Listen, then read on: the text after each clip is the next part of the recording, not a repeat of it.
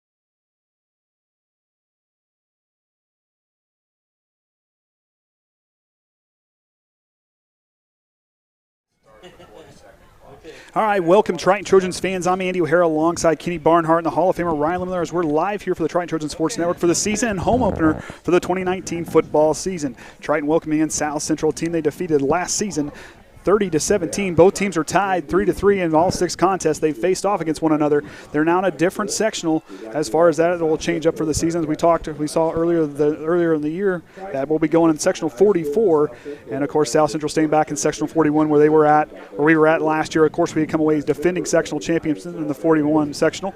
The team tonight we watched a week ago at the scrimmage, and I'm telling you what, there was some pretty talented players out there, and how they played both offense and defense. It may be a new look team versus graduating 26 seniors in the leadership, where you lose quite a bit of players that we lost last season. The guys that have stepped up and played and that are stepping out and playing up this year, they may be inexperienced on the field, but there's a lot of athleticism, a very smart team. They're a hard-working group of young men. There's a lot of things they do very well. They're skill players. They're pretty well set. And, of course, the tough schedule going for us here this season, going against, of course, next week will be at LaVille. Then we'll host Caston and Bremen for a 2-game homestand. Not many home games this season. Then we'll travel away to Culver and Pioneer and host North Judson and round out the season at Knox and at Winnemac. And, of course, we'll be going east for the sectional possibly. And how that'll all work, we'll find out when that time comes. But until we get there, like I said, this team there's going to be some growing pains the first couple games. But they'll get themselves figured out. The offense looks pretty good. Connor Pitney, a very good senior quarterback. He sat beside the superstar in Bo Snyder for the last few years. But a guy who knows a lot. He gets his feet set and has a real good release. Very accurate quarterback. But then we got guys that can come in there and still play good. Hunter McIntyre, Koby Mast, 2 playmakers right there. Another guy's kind of a wild card, Nate Amsden. I'm telling you what, watching this guy plays in the scrimmage last week, you talk about a good tight end. This young man can be special. And I don't rule out the playmaker like D'Angelo Shumpert, another guy who can take off and burn. Last season he had an interception against his South Central team, intercepting Kyle Schmack in that game, and he had a big return for 65 yards on the opening kickoff. So he's got the playmaking ability. He may not have the speed that Delano had, but he's a very shifty player. He's very good. Looking at guys like Caleb Lemler, Jacob Wilson along the line, and Zach Ernie. I'll tell you what, him and Jeremiah Farrell were 2 fun players to watch last week as guys who really stepped up and really came off the line really well. Very good players. Zach Ernie coming out of that inside linebacker spot, a lot of athleticism. Remember him playing last season. He had a high motor, and a guy who could really go in and use that strength, throw himself around, and very talented player. You look at Trenton Kreft, a guy who leads a team, who was a team leader in tackles, a guy who gets in there and he's not afraid to make contact. And you look at guys like Caleb Lemler. I'm telling you what, Caleb Lemler is going to be a leader along that line. It's a guy who's very talented. Of course, a line that how many guys from last season are there? Of course, you lose Connor Ousley, Aaron Stichter, Billy Smith along there too. You can't forget those guys and how they kind of were down there along with Ralston too. Losing that much line, the guys really don't miss a beat. Now they're a little smaller, but the athleticism is still there. You can give that up if you watch any of these colleges play, and they kind of play that fast-paced offense when they run out there. They're more of an athletic line. They're not the big hog road graders that you usually are used to seeing like in the NFL and stuff like that. But when you run a zone scheme, those guys are very athletic. Move them around a little bit. They're going to be fine with those hands, but those guys will get to their spot a lot quicker, open up the gaps, make rooms for the runner. But at the same time, they do a real good job in pass protection. They gave Connor Pitney plenty of time to throw the ball. He didn't get any pressure on him. Now later is the kind of second string kind of let out a little bit of pressure in, but yet these guys are still very talented, very hardworking, and very intelligent football players. Looking down there now, another guy to kind of keep an eye on, like I said, Farrell's a guy who's playing center, but he did a real good job on both offensive and defensive line. He had a high motor. He got in there for a couple of sacks, and they were disrupting plays. And Nate Amsden coming off the end is another guy to keep an eye on as well. And then you look at guys like Chance Baxter and Tyler and Bryce Coppes, another guy who just really did some really good things. And then, of course, you got Quentin Amsdem coming up. I usually see him in the basketball player. A lot of athleticism there. Tyler Amsden, another one who has a lot of athleticism. Don't count him out. And another guy to keep an eye on is Cameron Shively, the freshman. He did a real good job on offensive line. He's really working hard on that defensive side. This young man may be a freshman, but I'm telling you right now, when he hits to be a senior, this young man is going to be special. He's going to be one to keep an eye out. This whole team is special. Now, you sit there and look. It may not look like years past, but this team is still special. Everybody's kind of counting these guys out, and I'm one that's been one of the big favor of these guys. These guys work hard. I'm telling you what, there's not a team I want to face, and these guys get going, they get their legs underneath them as the season goes on. At the end of the year, this is not a team you're going to want to face. Whoever's back there, whatever positions, there are skill positions. As Coach Eunice and I talked about in our interview when I went beyond the X's and O's with him. The young man, he gets out there and talks about these guys. I'm telling you right now, he said he'll put his skill position players up with the best of them, and that's true because these guys are very athletic, very good. We're going to get the kickoff underway. New player Lucas Cabrera taking over the number 9 jersey, senior, 6'1", 170 pounds. He's going to get ready to send it away. Watched him kick. He's got a pretty good leg. Of course, they're going to be missing Brandon Linker. They're going to be missing Brandon Linker, the junior. Really? Well, I was wrong. Got a lot. Hey, there's a lot of people to look at. There's a lot of people to look at. I must have wrote it down wrong. Cabrera's underway, and a nice kick. Shades of Brandon Linker. It's back there now. Osborne's got it back there for the Satellites. He's going to come back at the 15-yard line. Gets hammered. Couple. That was a good kickoff coverage. These guys are very active on the tackling and defensive side. Down there on the tackle, I believe that was Trey Schuh, the freshman. He got in there in a hurry, and he brought him down. Osborne didn't get much on that return, maybe a couple yards on the run. They're going to set up now at their own 15-yard line is where they're going to set up shop. Not sure who the quarterback's going to be. That's something I was trying to study all week. Well, we'll feel like Brady Glissick was doing some things. He's out there. He played a little bit of wide receiver. Guy who filled in for Hunter Schmack last year when he got injured with a concussion comes back out. So it looks like Glissick's going to be the man. They also got a freshman back there. Dylan Hale's a guy to keep an eye on. Might be playing. But Zach Christie is a guy, and Jake Osborne. You'll see hearing their names quite a bit on the offensive side. They're very athletic and quick. And, of course, Evan Walters, another senior back there, wide receiver, but now they're going to move him back. So it'll be 1st and 10 now from their own 7-yard line. They got a long way to go. Watch out. Watch this defensive line and watch these guys go to work. Koby Mast back there at outside linebacker on the same side as Farrah. Here's the snap. Glissick hands off, or he's going to keep it himself. Fools the defense. Shumpert Shumpert breaks away from the tackle. He'll get a big run for a first down. He'll go from the 7. Fooled the defense on that one. It was a pretty good fake. Couldn't follow Osborne. Now, this team did a good job reading that last week. He goes from the 7-yard line, and he'll set up now 1st and 10 from his own. Looks like the 23-yard line, so a gain of 16 yards on that quarterback keeper. We'll see what they can do moving on from here. He's going to get back to work on the shotgun on the far side. They've got Jacob Oman on the far side, near side. They got Christie and Walters. Here's the snap. Hands off to Osborne, spins him away from trouble and gets up away, and a host of Triton linebackers bring him down. There looked like it'd be a little bit of a late hit down there on Keegan Westafer. Kind of rolled over on him. So far, the running game is working for the Satellites. So 2nd and 7 now, gain of 3 on that play. On the 26-yard line. He'll come back. Like I said, that line, Nate Amsden, Jake Wilson, Caleb Lemler, and Jeremiah Farrell. It's a pretty good front. We'll see if they can get things open up. Zach Ernie back at inside linebacker. Here's the snap now. Glissick hands off to got to Osborne. Fooled me on that one. Osborne gets to the outside. He's got some space. He's chef arms McIntyre, and he'll run out of bounds for another first down around the 40-yard line. The running game is so far working well for the Satellites. Give Triton time. Like I said, they won against Manchester. They read that run very well. Their linebacking crew, they'll get it figured out. Like I said, they're maybe inexperienced on the field. But this is a hardworking group, smart group of young men. They'll get it figured out. Oman gets the play from head coach Buzz Schaff. 7 wins in his 3 years at South Central. Of course, head coach Rodney Eunice in his now will be his 12th year of coaching at Triton. 42 wins. He's got a 500-plus winning percentage here at Triton. We'll see what he can do here tonight. Back at quarterback, they change it up. It's going to be Glissick. He'll hand back off to Osborne. He'll get it on the inside run. He'll spin away, and he'll get a good opening run there. Looks like about 7 yards on that run. South Central's moving the ball in a hurry. Of course, like I said last season, D'Angelo Shumpert had some playing time in that game. Some of these other guys got some playing time. They played well in their moments. D'Angelo Shumpert, if you remember back in the sectional championship, had an interception where he had there. So I can't tell if we got a timeout. What's going on? They're kind of communicating. Sounded like we had some new rules this year. What was that, the mercy rule? There's a mercy rule for the second half. If the game is over 35-point difference, the play clock runs, the game clock runs the whole rest of the game. It does not reset. And now the play clock goes up to 40 seconds. So that's new this year. And that's Zach Christie gets an outside handoff run. He'll take it past the 50-yard line. They're now in Trojan territory for that first down run. About a 5-yard gain. I got better. I practiced this whole thing when they're trying to go yards. Michelle kind of helped me out quite a bit, but Danny and I sat there, and during NFL I kind of did a better job of trying to figure out the math. So once you get to the 50 and go to the other side, it just gets confusing from there. can't put the 90-yard line on the other side, so I can do the math a little bit easier. That's okay. All right, so now Glisic's going to come back. Back there at quarterback, out of the shotgun, 2 wide receivers left. He'll drop back, rolls right, looking down the right side. He's got Christie on someone, single coverage, and he'll drop it.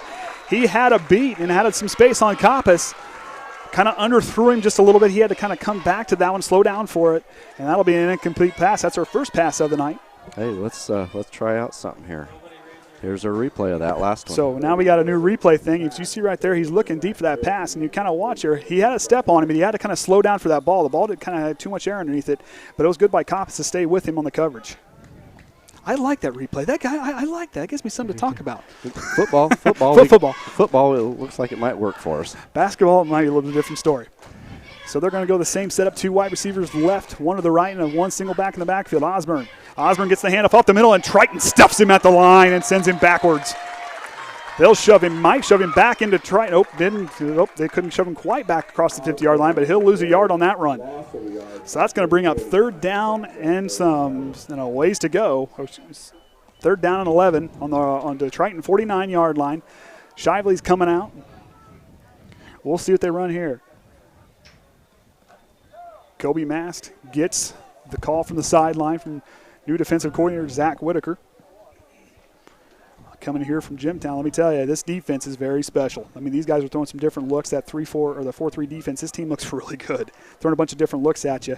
And Westafer's pretty good back there. That single high safety, McIntyre back there with him. Coppes on the far side, Shumpert on the near side corner. Snap. Glisic's looking right. He tries to jump up across. Osborne's all by himself across the first down marker, and he'll get a little bit further. Looks like just at the 35-yard line. At the 35-yard line is where they'll set up shop for their next first down. They're moving the chains well on offense, taking up a lot of time here in the early goings of the first quarter of the 2019 season.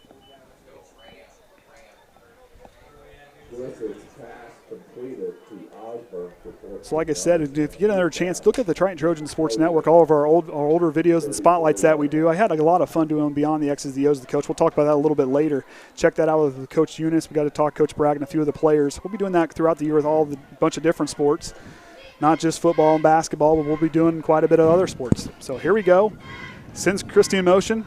Hands off to Osborne up the middle, but looky there, that was Caleb Lemler got right up the line, and he stuffed him. Now, that young man was one we got to talk to, and he was a lot of fun to talk to. This is a very passionate young man. I'm telling you what, you talk about a leader that's going to be on this team, talk about his pregame stuff and how he talks about the team aspect of the game. This is a very high IQ player, and he is a strong young man. I'm telling you, he shows cattle.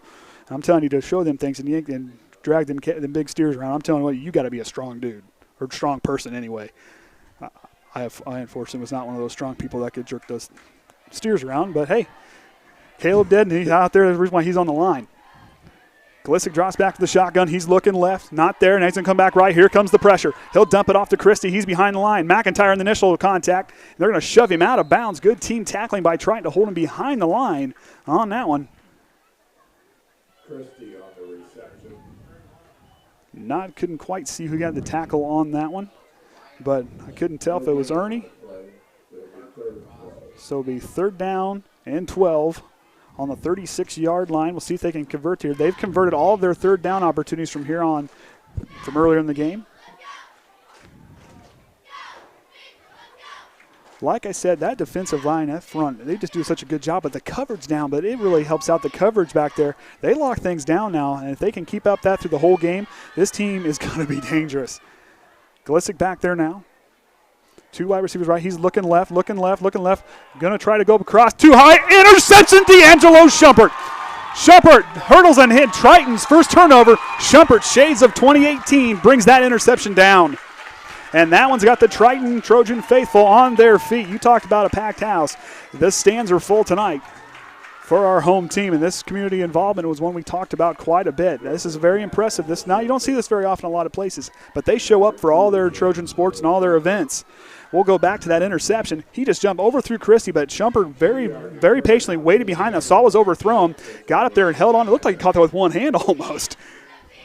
Let's see if we can get it back a little bit. Well, that's okay. But, yeah, he had a good play on that. So we're going to come back out. Shively's out there right next to Ernie. Farrell at center.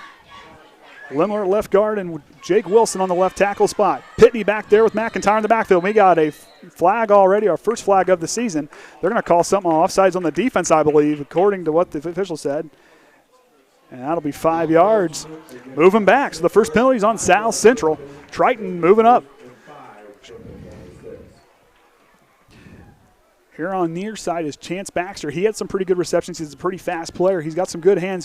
He can hold down the wide receiver spot. Shumpert and Cabrera out left back there with McIntyre. Pitney in the shotgun. He'll take the snap. Play action fake. He's looking deep. He's got Shumpert, but overthrows him. He had him wide open 5 yards past the players. He had that. It'd been straight down to pay dirt. Of course, Connor Pitney had some off-season surgery on that shoulder. But like I said, it doesn't really affect him throwing the ball. He's got to get his feet, but he's a very accurate quarterback. Gets his feet set, just kind of hurried the throw there, kind of got the big eyes and just saw it wide develop open and hey, just got a little too excited. First game of the year, it's kind of things you got to kind of expect. They're going to go three wideouts left. Amsden, Shumpert goes in motion. He goes across. Here's the snap. Pitney now back out of the shotgun. Here comes the pressure. Quick hitter on over to D'Angelo Shumpert. He's got some space. Shumpert's got a blocker. Shumpert he's on to the second level. He's going to try to break away. He's away from Karsten. He's got some space. Cabrera with the block. Shumpert's still on his feet. He's going to find his way. Triton's going to find pay dirt. Oh, not quite. Got him inside the 10. He almost went all the way. D'Angelo Shumpert. You talk about a playmaker. He showed it off there. He may not have the speed, but look at the moves as he goes all the way through that defense, clear down into South Central territory. It's 1st and goal for the Trojans. You see back there, watch him work here. Pitney feels the pressure now. They kind of the line gave him some time, but Shumpert all by himself makes the first man miss, and he just takes off. Gets some good blocks downfield, no penalties on the play, and he gets away from Karsten. Big 51 yards in the pass play. Here we go. Pitney now, two backs in the backfield. Kreft's back there with him. Here's the snap. Hands off to McIntyre. Hunter McIntyre goes in. Not quite. Just inside the 5. Might have got a couple yards on it. Kind of tripped up on the way through. Like I said, Coach Eunice in this offense, they're high flying, and they showed it off there. Like they said, it was going to be similar to what they've been doing. There's going to be little tweaks for the personnel. But like I said, there's still some pretty good playmakers out there. Quentin Amsdem out there outright with Cabrera on the right side, Amsden alone on the left. High snap. Pitney loses his feet, tries to corral, and he's still fighting, but he'll get brought down in the backfield. In there on the sack is number 66, Logan Nataro, the senior, in on the sack. So that's going to be a loss. Loss of 4 yards. They're now going to be from their own from the South Central 8-yard line. Pitney trying to see the plays from the sidelines. The sun's in his eyes. It's a perfect night for football. Now he's going to split 2 wide receiver. Cabrera and Nate Amsden out left. Quentin Amsdem, Chance Baxter on the near side with McIntyre in the backfield. Here's the snap. Pitney. He's looks for Cabrera, almost intercepts it. Looking for Baxter, almost intercepted by Walters. Now see, they got home numbers and away numbers. Oh. That was not listed on Huddle or Max Preps. So I had everybody's names down until I had to change it up. So now we're going to have 4th and goal. Now, a lot of positives can come out of down here. It would be nice to come away with points, but if we don't, we got them deep in their own territory. And if this line can get things figured out, here we go. Nate Amsden, the tight end spot. We'll see what they can do now. Different look. Snap, Pitney, play action fake, cross middle to Amsden, and the red zone big man got it. Nate Amsden with his first touchdown of the 2019 season. Triton strikes first.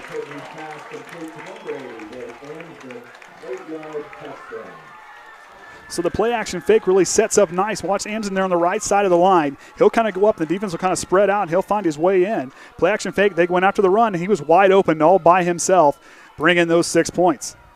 Now they're going to be going for 2.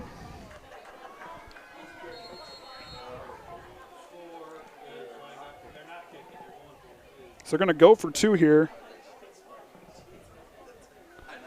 Pitney now goes, pitches over to McIntyre. Hunter McIntyre's got a clear lane. He's going to find a way in, and McIntyre's in. That's going to bring the score 8-0. Triton strikes for their first touchdown for just a few plays on that drive. McIntyre runs it in. Triton's up 8.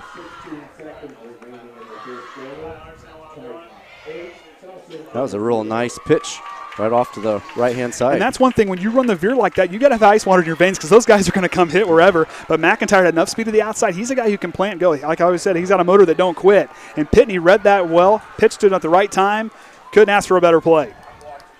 So we'll see what the defense can do. They had a turnover the last go-around, but see if they can slow down that running game and really keep South Central back on their heels. Of course, like I said, a drive like that right there, you watch graduating 26 seniors like we did last season. These guys that are out here, like they don't may have all the game experience. That was a pretty good drive. Hope D'Angelo Shumpert's okay. Looked like he got a little shaken up on that long run.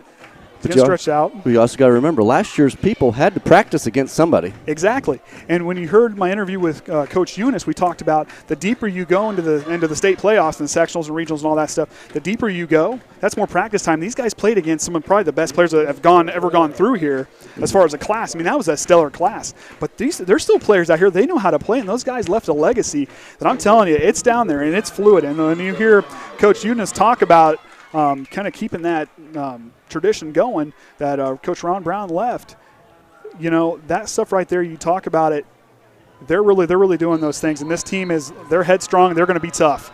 Cabrera, he'll send it away into the Friday night sky.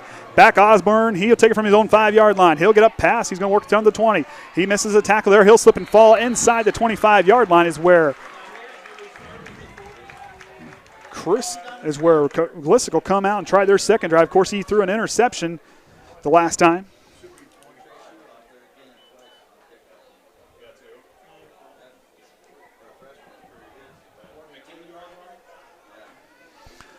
Koby Mast. Now, one thing else I saw in the scrimmage, maybe it's just because I have the headset on and I'm all the way up here during the football games. You talk about communication along the defensive side. These guys, they communicate, and that's something I really like seeing. I mean, you sit there, and I got to fortunately go watch a pro game this year last year with my son Cade, and we got to go watch Denver play Cincinnati. I don't realize how much they talk and communicate on the line during games. Handoff goes right up the middle to Christie, and a good stop by the defensive line there. That's one thing I did not really appreciate was the communication, and now getting to see it, I was very impressed by the guys last week. I mean, yeah, you know, we kind of got tired there and just kind of get things figured out, but they did a really good job. This is a team I wouldn't want to mess with. Farrell, Lemler, Wilson, and Amsden along the line. Mast, Kreft, and Ernie, the linebacking crew, out there with Baxter, Keegan Westafer, Hunter McIntyre, and Bryce Coppes on the far side. Glissick got the shotgun. Oh, lost it. Fumble, ball's on the ground. It's a fight for it. Triton might have come away with it. Eunice is signaling it's ours. Nope, couldn't quite get it. They say the ground caused the fumble. Glissick, hand on. There's a little miscommunication. He was trying to, that's the thing with that read option. When you try to run the read option, you want to put in the guy's gut. You got to read that. It's a split second, and things happen so fast. It's like the guys in the college game. I mean, it's quicker, but the guys in the pro game, that's why it doesn't work, because those guys are that much faster and that much smarter. Christie there, couldn't quite. He made the wrong, wasn't sure what he wanted to do there, couldn't make his mind up. And that's going to bring up 3rd down and 13 from their own 20-yard line.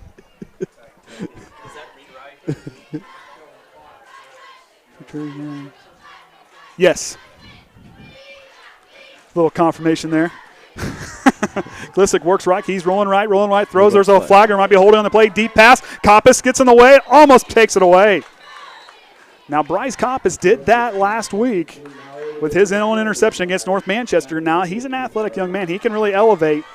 I believe we're going to get a holding call, judging by the flag and where it was at and the time.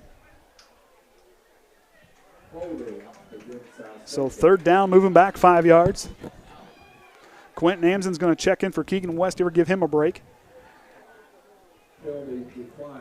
Now, Keegan's another athlete you kind of look at. We saw him play basketball. He plays bigger than what he is. Nope, there looks like they're going to say 4th down, so they're not going to move him back. Declined it. They declined it. Back to kick is Hayden Trucco. I think it's how you say it. Google pronounced didn't want to do it. So Trucco back. He'll get a low snap. He'll boot it away. Amsden back to return. He has it. Amsden's got some space. Amsden can make it shake and bake. He does there. Gets by Christie. Here comes the punter. Amsden still on his feet. Gets inside the 25-yard line. Good starting field position for the Trojans going forward. You doing the replay, are you? Yeah, I think we can get it up. So Kenny's going to now watch Amsden on this and watch how he looks the ball in. That was a good punt, but even better run. Amsden gets a hold of it. Now he takes off here, gets that quick step. Now watch him break the tackle there. Threw Christie off. He keeps spinning away up there. Loses one tackle, but it takes three guys to finally take him down. The third guy was the guy that brought him down, and that was Brandon Young. The sophomore brings him down. They're getting the call back. They're going to go trips left, three wide receivers to the left side. Shumpert, Amsden, and Cabrera out left. McIntyre in the backfield with Pitney. And Baxter on the near side. Hand off. McIntyre, he'll get stuffed quickly. Initially making the tackle was Logan Hepler, the senior captain, on that play.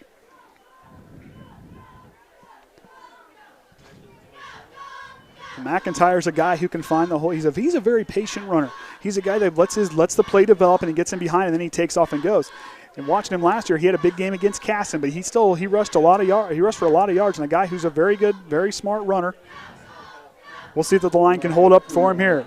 Pitney will work out of the shotgun. Farrell will snap the ball. Here's the snap. Pitney, he's looking.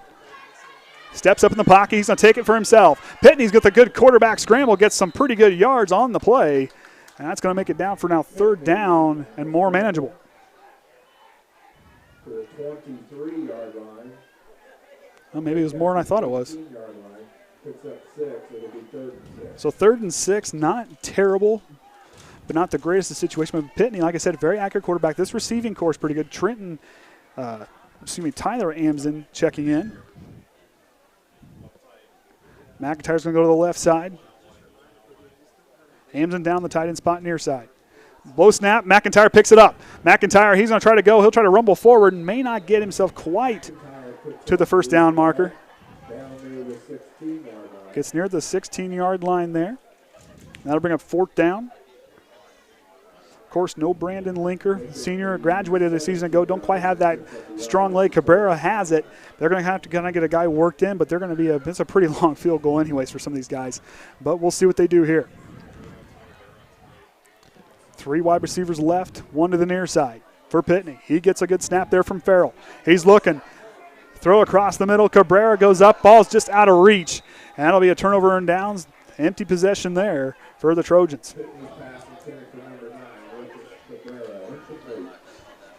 So that drive stalls there. If you watch here, he had some space. Cabrera kind of was in double coverage. The safeties did a good job kind of coming up there. Just a little too high. Cabrera couldn't quite bring it down. And that'll turn the turnover on downs. They'll send the defensive unit out. Cam Shively's coming out there. Don't forget now another young man, Trey Schuh, a 5'10", 205-pound freshman. This is a young man who can be very talented too. He's going to come out there and replace. Looked like that might have almost been tipped. Could have got a little bit. Defensive might just barely got a piece of it. Just barely got a piece of it. 41 seconds left in the opening quarter. Glissick back. He'll looks like a handoff to Osborne. Osborne's got a hole. Osborne tries to spin away, but good open field tackle. None other than Keegan Westafer on that one. The junior comes in and makes a good hit on that play. So 8-yard gain. Good job in the open field. Now Osborne, that game a season ago, he played a little bit, not quite as much. They had a different guy running the ball in that game. But Osborne had 3 attempts for 10 yards in the game a season ago. But receiving, he had a 44-yard catch and run for one of their scores in that game. So he's a guy who has some speed. Keep an eye on him. Empty backfield now for the Satellites. Glissick going back on his own. Oh, I guess I thought it was empty backfield. Didn't see him, but they're going to be the end of the first quarter. Triton leading the way 8-0 here at home for the opening of the 2019 season. Triton's out in front, looking pretty strong. They're getting things kind of figured out. Just give them time. As I said earlier, we have this new thing where we're going to go behind the X's and O's with players and coaches. And I'll tell you what, I can't be more excited for this upcoming sports season. This team has some, this football team has some serious talent, and they're headstrong. The leadership in the locker room and that work ethic, like I said, that stuff is there, which is a huge testament to the former players and the coaching staff that was here the last few seasons. This coaching staff in here, in my opinion, is one of the best that you'll get to see. These guys are really working with some different players, some different looks at some things, but yet these guys are still coming out there working hard. They're really putting in the effort. They're going to be a tough team to beat as the season goes on. But like I said, but the only thing that these guys, the one thing they do is they go beyond football. They're more worried about growing these boys into young men and prepare them for life after high school, prepare them when they're out on their own. They're not at school. They're not out here working for Friday night. They're preparing these guys for life after football. And that thing in my mind is more important than what they do here on Friday night. They're preparing them for as they grow up and be young men and out in society. But like I said, it's just amazing to see that. Like I said, this team's driven, confident, and amped up, ready to go. As you've kind of seen here from the first quarter of play. And I talked to D'Angelo Shumpert during one of the interviews. He just said that interviewing was getting him all amped up for football. And I'll tell you what. Now he told me that he was worried in our interview that he wasn't going to quite be like his brother. But I'll tell you what, he did a pretty good job interviewing in that interview. I had a lot of fun with interviewing these kids. I mean, I was expecting like a 5-10 minute one-word answer, stuff like that. But these guys were talking. I think there was some preparation before I talked to him. I said, guys, just got to elaborate and talk. I said, no big deal. Don't be afraid to talk. I'm not that scary. Well, look, last year with doing all the basketball players, they all kind of got used to it and comfortable doing it. Yep, and it really helps me up here talking about these guys and the things they do. You see Osborne on the short carry. Good job by the Triton defense to stop him there to bring a third down and short, I believe.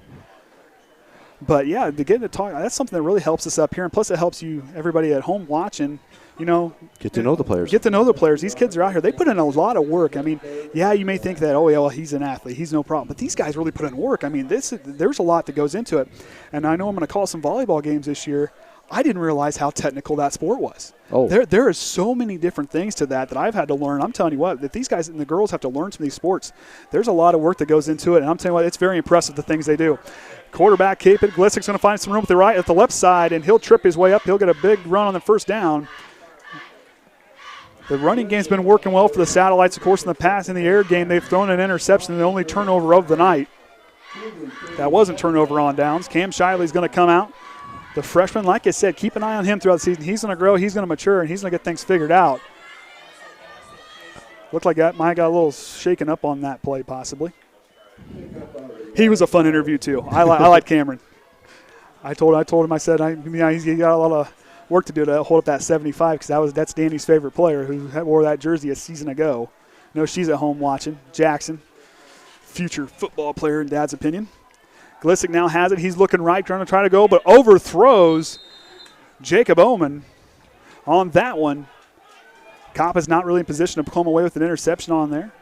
But good job by the defense to get in there and get a rush. Like I said, Zach Whitaker's defense, this team is just what he brings from Jimtown. This has got Coach Eunice excited. And when I was watching him talk during the scrimmage and how he was coaching these players, he's a very passionate guy, and he brings a lot to the table. And these guys got a good teacher, and he really cares about these kids and what they learn. I'm looking forward to meeting and talking with him as the season goes on. So South Central comes up there now. Glissik now back there with Osborne in the backfield. 2 wide receivers left, 1 to the right. Here's a snap. Hands off to Osborne up the middle. He's going to try to go up the left side, and he's going to get stuffed in a hurry. Leading the charge looks like Caleb Lemler and Jake Wilson in there as well on the tackle. So now that's going to bring up 4th down. 3rd and 12, excuse me.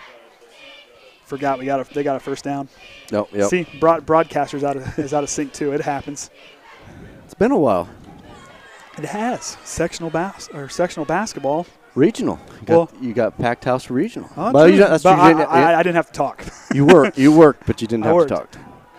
Glissik going deep. Westafer almost had a piece of it, and then it'll fall away. Incomplete pass, bringing up 4th down and long. Glissik took a shot on that one. Can we read a replay of that one? Someone took – can't get – You didn't get the camera quick enough. Gotcha. We're good.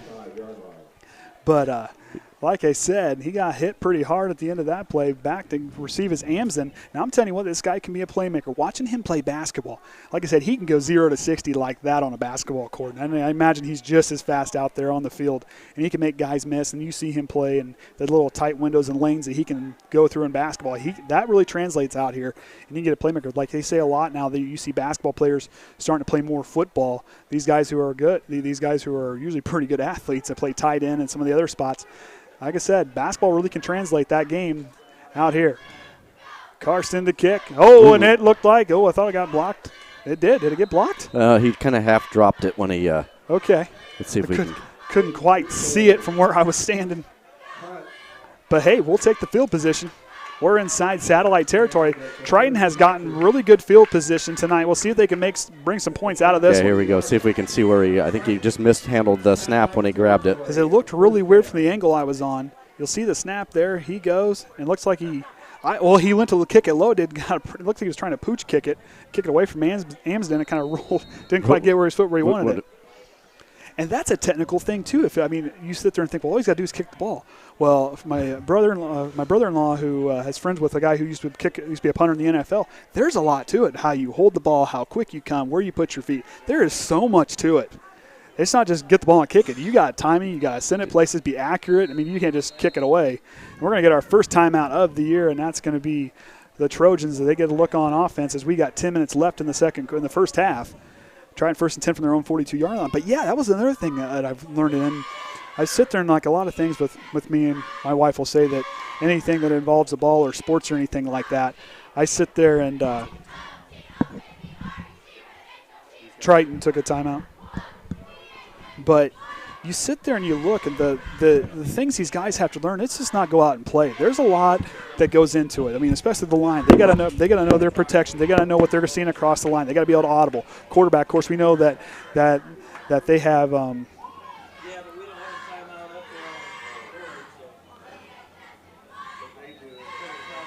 Let's see if. Better hope the IT guy doesn't mess up the. But. With our new scoreboard system that plugs into the clock, makes things a lot easier for us. Don't have to set up a second camera. Can just hook right into the scorers to the scorers table. But yeah, hey, that's a handy thing there. That makes things a lot easier for us. That score. Yeah, it's built into the scoreboard, but our field scoreboard doesn't have it, so they haven't been keeping track. But just a couple clicks and we got her. Got her. Fly by the seat of your pants broadcasting. It works. So 3 wide receivers left. Hand off to McIntyre. He'll get some space, but he'll get stopped in a hurry. In on the tackle was Matt Mulligan. The sophomore gets in there and stops the run in a hurry. The offensive line had a little bit of a hole, but they got too far downfield on that one. Couldn't quite account for everybody. Like I said, they'll get the things figured out. Got a few other offensive linemen that aren't in the game that are going to be out with some other reasons. They'll come back in partway through the season, some health reasons and otherwise. But they'll get things figured out as the year goes on. Cabrera near side with Amsden. 2 wide receivers out right. McIntyre in the backfield. Shumpert in motion. Underneath handoff on the inside. He loses one tackle, but then gets hit quickly. And on the tackle is Matt Mulligan and Logan Hepler. That's another name you've heard all night. He has done a good job for the Satellites on the defensive line. That'll bring up 3rd down and a mile for the Trojans. So that 1 yard we go back another one. Oh, excuse me, I guess we didn't gain a yard. So we're going to lose a yard, 3rd and 11. We'll see what they draw up here. They're going to split 2 wide receivers out to both sides. Shively, Ernie, Farrell, Lemler, and Wilson along the line. We're going to get a flag on the play. And on the far sideline where the flag was thrown, we're going to get encroachment on the defense, so there's some help. Another break for Triton. It'll bring up 3rd down, but they'll move them up. A little bit more manageable.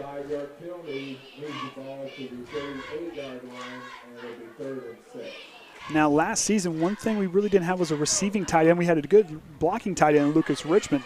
But this season, Nate Amsden, and adding that whole different dimension, he's a big, strong young man. And let me tell you what, he's a guy that can make some moves, and he's strong, and he knows he's got some athleticism to make people miss. Snap for Pitney, 3rd down. Here comes the blitz. Across the way, McIntyre gets it. McIntyre still on his feet. McIntyre gets through, and he'll get inside the 10-yard line. 1st and goal for the Trojans. Hunter McIntyre gets it out of the backfield. Great pitch and catch there for the Trojans.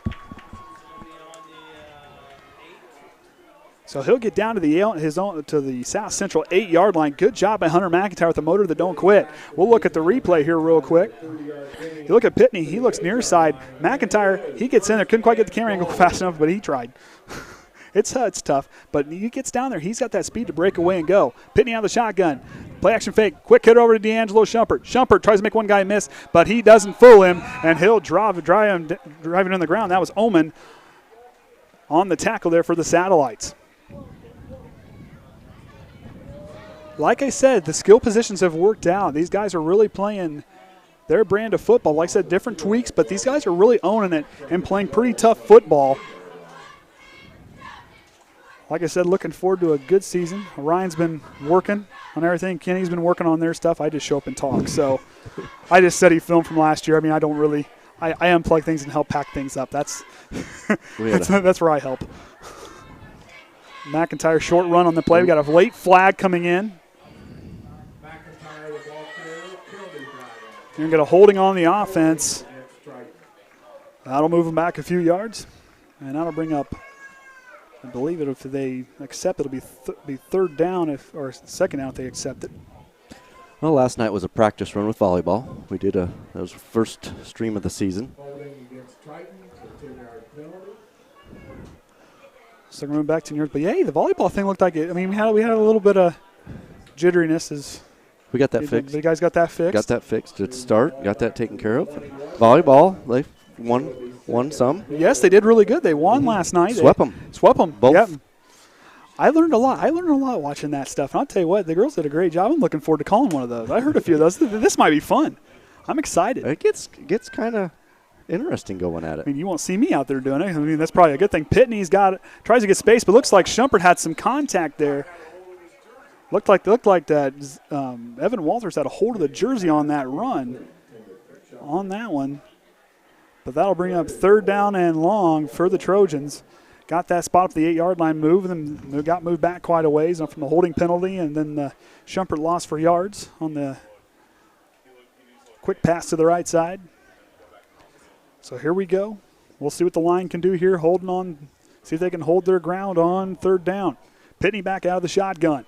He'll step back, three-step drop, looking across the middle. Has Cabrera, touchdown, Triton. Lucas Cabrera will find his way in for the score from 21 yards out. Connor Pitney, 2 touchdown passes on the night. He's not doing bad. An 8-yard touchdown pass earlier. You'll sit here and look. Keep an eye on Pitney. He does a good job reading the play. Watch that 3-step drop and how he stands up and really extends and throw that ball. Cabrera, if you look ahead, he just had a step on Walters, and he'll find his way in. Triton strikes yet again, going to go for 2.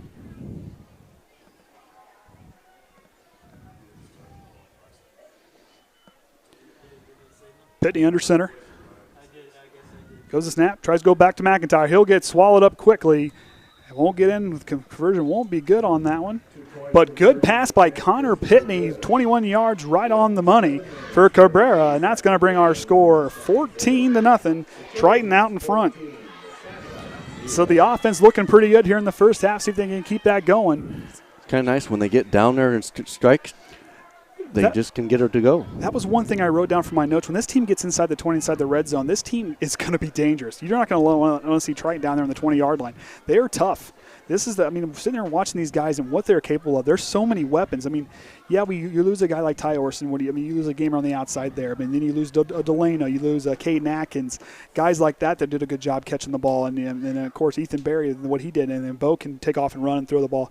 These guys that are out here now, there is still some talent. They do a great job. Cabrera's a very nice addition. He'll be fun to watch. Keep an eye on him. He's going to really grow into something special this season. And we'll see him send it away yet again. He's kicked the ball pretty far down. Osborne's had to work well back in his own territory on the kickoffs. So we'll see Cabrera get ready to send this one away. Of course, the speedy Osborne back there to return for the Satellites. 7:33 remaining in the opening half. Triton out in front by 2 scores. Cabrera now is going to set and send away the special teams down away. They've done a good job covering kicks. Let's see if they can do it again.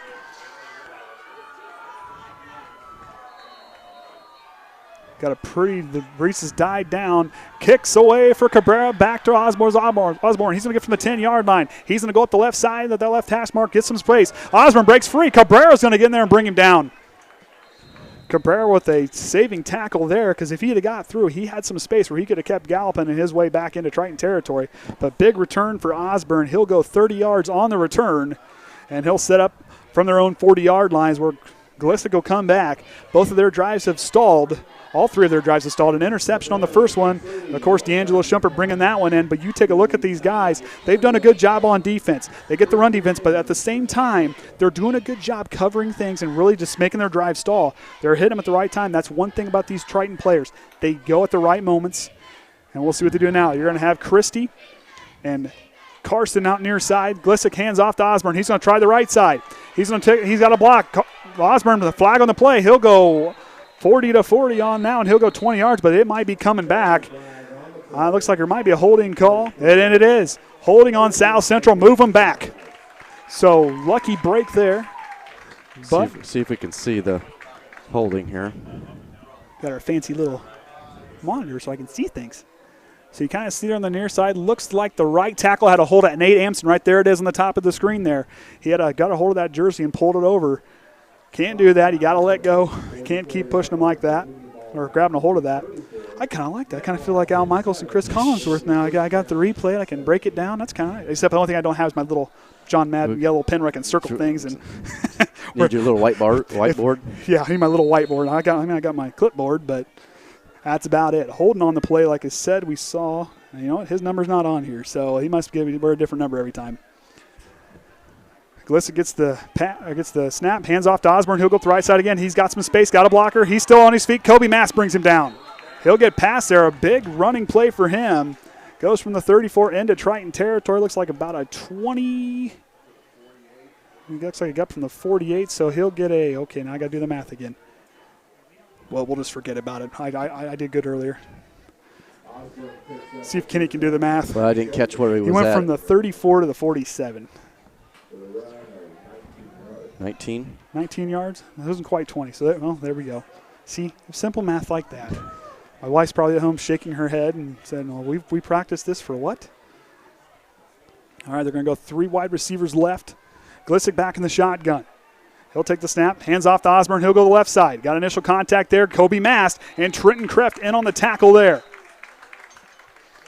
Trenton Kreft's another one to keep an eye on. He's a definite leader on that defensive side. He can also run the ball, too. A very athletic linebacker, but he knows. He played a lot of linebacker last year. He worked with some pretty good guys in that 3-4 defense. Of course, he was back there with Bo Snyder, Billy Smith when he backed up, and you can't forget who else we have on the outside. Now I can't remember. That's pretty bad. You get last year's. Nope, I didn't. I didn't save anything. I was on a different flash drive. Oops. But, I mean, he had some good defensive guys to learn from. And I'll tell you what, they're really soaking up what Coach Whitaker's taught them. Now we're going to be 2nd down and 8 from the Triton 45-yard line for Glissick. Whitaker, Christie in motion. Glissick drops it over across the middle. Mulligan's got it, and he'll get across for a little bit of yards.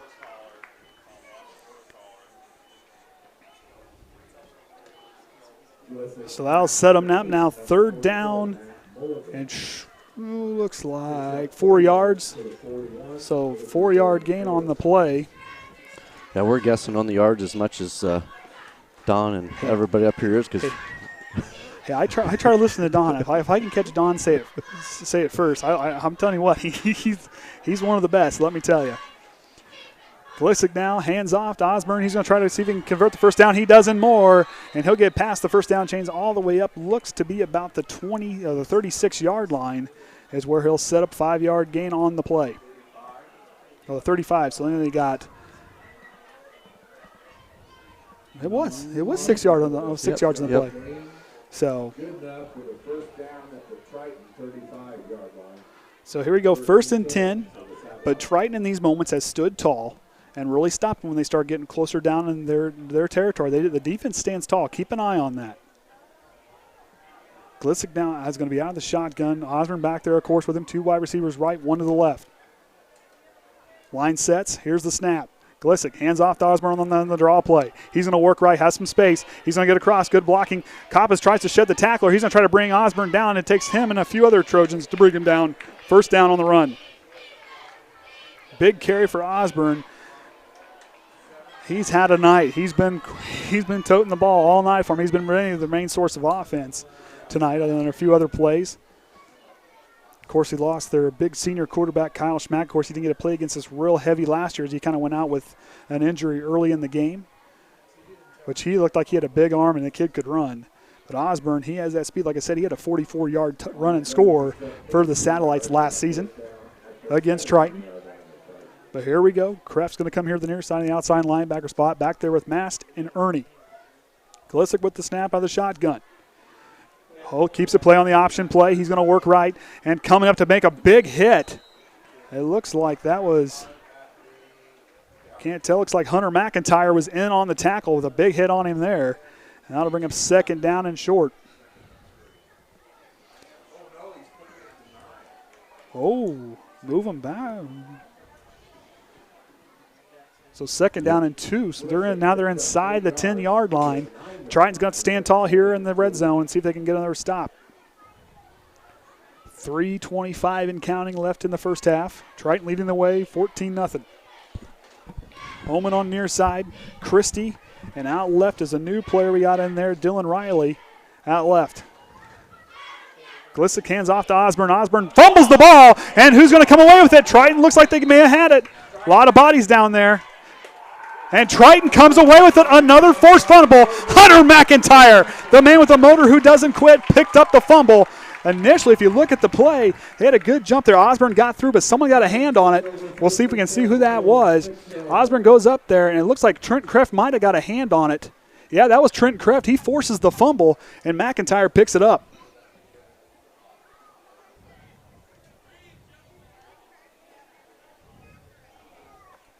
So they're deep now in their own territory. It's kind of a tough starting position from your own 6-yard line, but this offense can keep moving the ball. They still got plenty of time, 3:07 remaining in the opening half. Triton forcing 2 turnovers in this first half. Pitney with the option play. He's going to try to get outside. He's going to try to find some space, and he'll get forced out of bounds by Walters. And we got a player down for South Central, shaking up a little bit on the play. It's Oman, number 21. Shaking up on the play, looks like. A little slow to get up. But a good run by Connor Pitney, 5-yard run. Hey, keep moving the chains like that. Keep the ball moving. They have done a good job their time of possession here tonight. Looks like we are going to get a timeout for South Central. They'll take their first timeout. They got 2 of them left. Tim's getting it figured out. But, hey, so far tonight, the team has looked really good. And, like I said, another thing to kind of keep an eye on for us, the Triton Trojan Sports Network, you look at the stuff that we put out there. There's a lot of different things. You can see we do a lot more than just sports. Orion goes to a lot of events.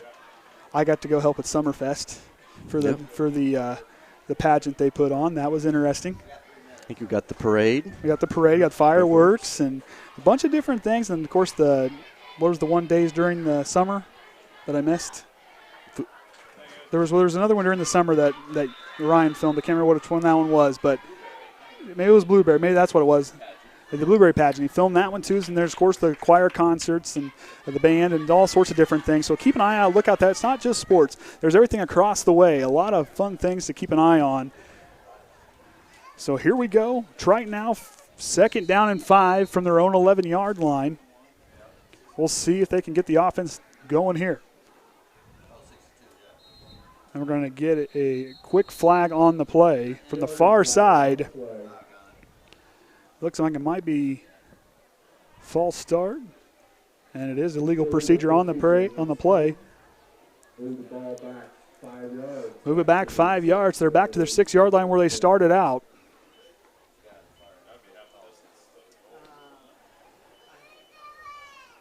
So here we go.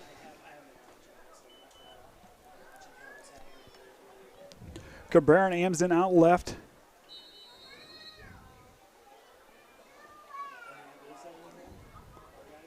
Here's the snap, handoff. Looks like Pitney with the play fake had Shumpert. Ooh. Oh, just overthrows him just a little bit. Looks like a little bit of jawing going on there from Karsten after he gets back up from there. Shumpert had a step on him, just overthrown just a little bit. Good coverage by South Central on the play. Good play action fake. The offensive line giving Pitney all the time in the world to throw. Just couldn't quite get it down just enough to get it to Shumpert.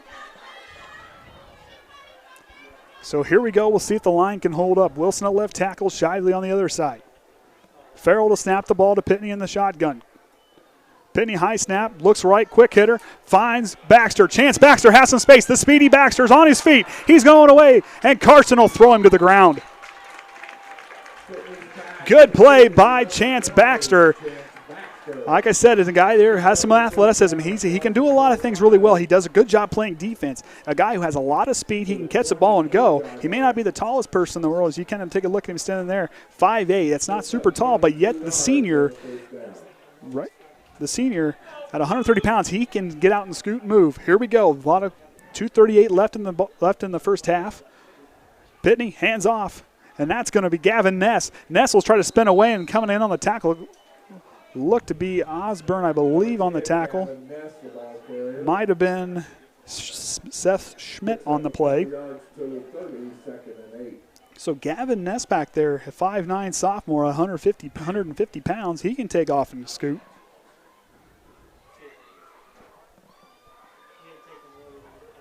So here we go, 2nd down and 8 from their own 30-yard line. Pitney back in the shotgun. Gavyn Ness back there with him.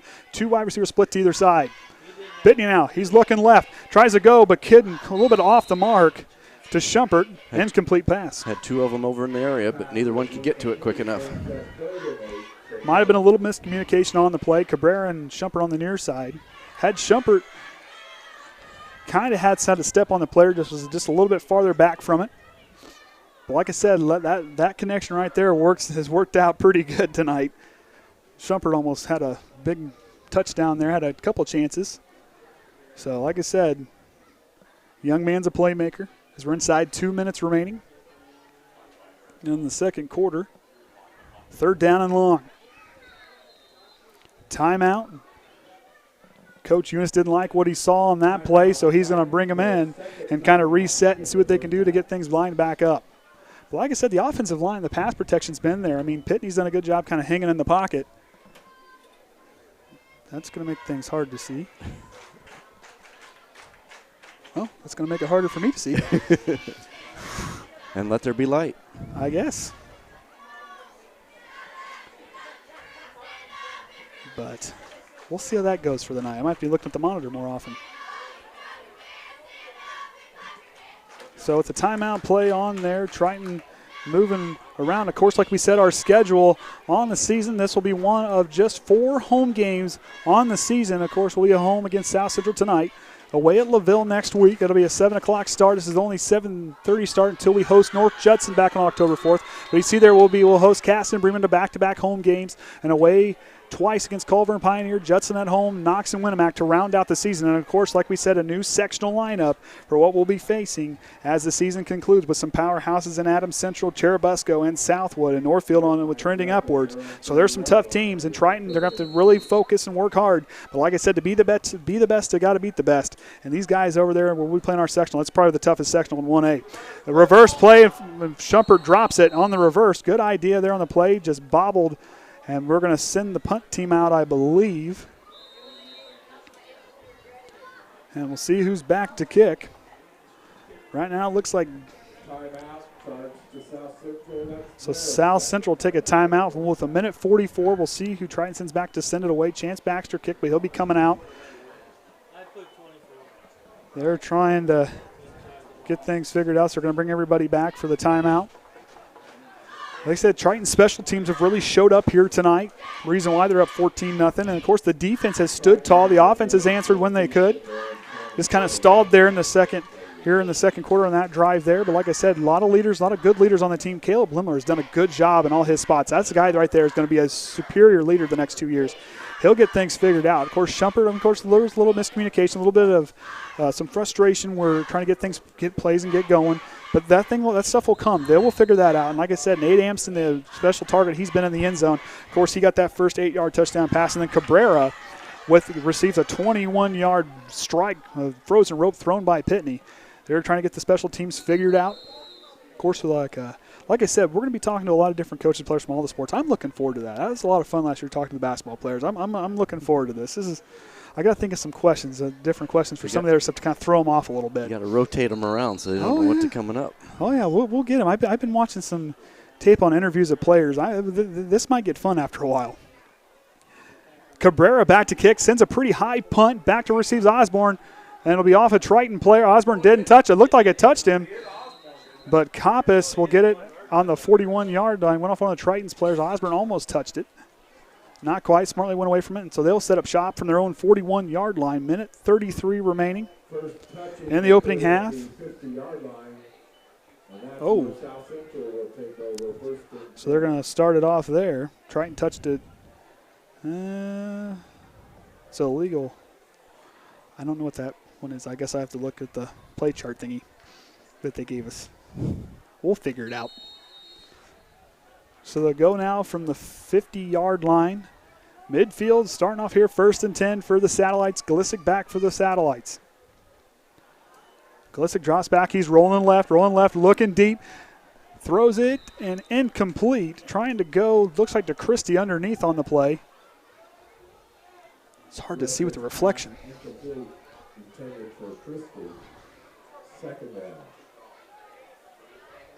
Cam Shively checking in. Relays. And they're going to bring Jeremiah Farrell out. That's another guy to keep an eye on. He does a real good job in that end spot. And he's done pretty good at center. I mean, he's had some pretty good snaps. They've been on point, had one low snap. But you know what? He's done a pretty good job filling at center. Of course, Aaron Sichter held down that spot a season ago, and he did a real good job. And Jeremiah Farrell has stood and answered the call here this season. Empty backfield for Glisick. Low snap, picks up off the ground. He's going to try to roll right, trying to find some place. But here comes Jake Wilson, and Jake Wilson will bring him down for the sack. He might have got back to the line. No, he went back a yard. That'll be a sack on the play. Jake Wilson in there on that one.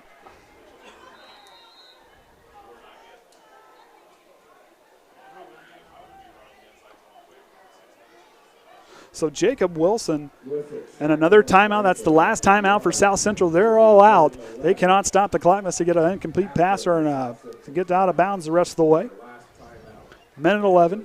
I'll tell you what, like I said, a lot of notes I wrote down. That defensive line, they may not be the biggest guys in the world, but I'll tell you what, you don't have to be the biggest. You just got to be quick and smart and know how to throw your weight around, because those big guys that are over the other side, they may not be as fast. They may be big, but they may not be able to handle those athletic guys, and that's what those guys get through. I mean, you look at your pass rushers anymore.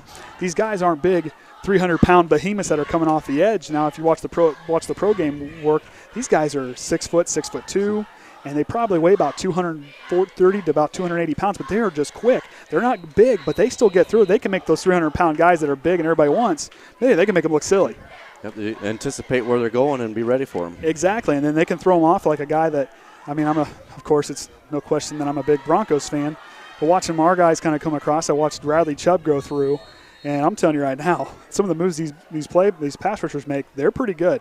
And Triton's got a few pretty good pass rushers. Here comes Cam Shively, gets a hand on it. Cam Shively knocks it with the pass deflection. The freshman, they switched up from Amsden. He went to the inside nose tackle spot, and he took off there, comes through, knocks away from Glisick. Incomplete pass, 4th down and long now for the Satellites. Cam Shively, like I said, that's a young man who has a lot of potential, only a freshman, but this young man's going to be something when he grows in the next few years. Really doing that number 75. Jess is, of course, held down by Billy Smith. Of course, that's Danny's favorite player. I'm telling you right now, Cam keeps that up. She might have a new one. I told you guys got some big competition, big shoes to fill out there. Who's going to be Danny's favorite player? Of course, Caden, he was all about Bo and Delano last season. Of course, I mean, I liked them all. But Ty and Billy and Connor kind of stood out for me. Liked them all. Great guys. I like Delano, too. I liked them all. I like Bo a lot, too. Glisick tries the deep pass to Carson. Coppes has a beat on it. He intercepts. Oh! Coppes almost comes away with it.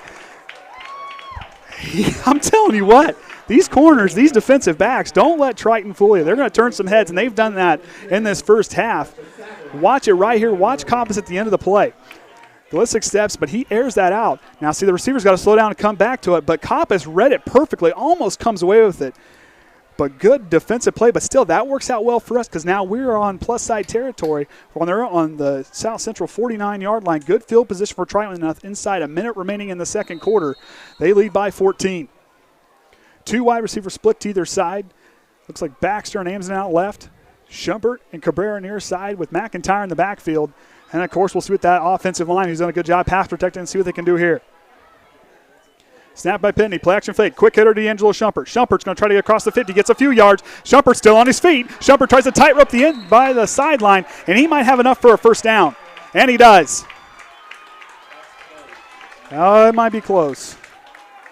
Don said it might be close. We might have to judge it, but they called a first down play. Good job by D'Angelo Shumpert. He got that quick hitter, but see, just like him and Delano, both of them, and it must be a family trait because these guys can make people miss. They can stop and go and do a good job making guys miss. So the clock stops there after the first down play.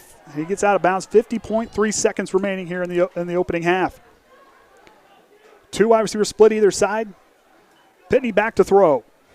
Looking deep, has Baxter. Baxter gets it in stride, and he'll get inside the 10-yard line. Good job. Nice pass. That was a frozen rope thrown by Connor Pitney.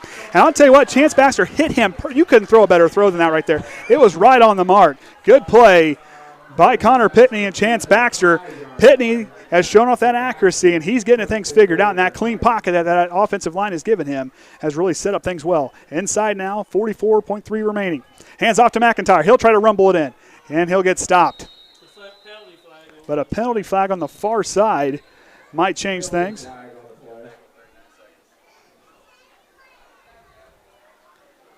What's the call on the play going to be? They're going to call a legal procedure on the Trojans. So they'll move it back, first and goal now from the 10-yard line. Sorry, I got a little loud there. I didn't hit red though on my thing, just so everybody's clear. I didn't hit red. I turned it down before the game, so I didn't completely break everybody's speakers. Pitney now looking left. He's going to tries to go to Cabrera, but he'll throw an interception, and that's going to be picked off by Walters, and he'll fall in the end zone, 25.7. Pitney's pass intercepted. Trying to go to Cabrera there, but Walters intercepts it. South Central will have the first and 10 at their own 20-yard line. I'll tell you what, that replay thing, I kind of like the replay thing. That's good. That gives me a little bit more to talk about. Let's see if we can see if he just misread it. I think that he was trying to go to Cabrera. If I could see it right, if you watch him, he might have fell down there towards the end of that play. Cabrera's going to kind of break outside, but they're going to have a guy cutting back on the inside.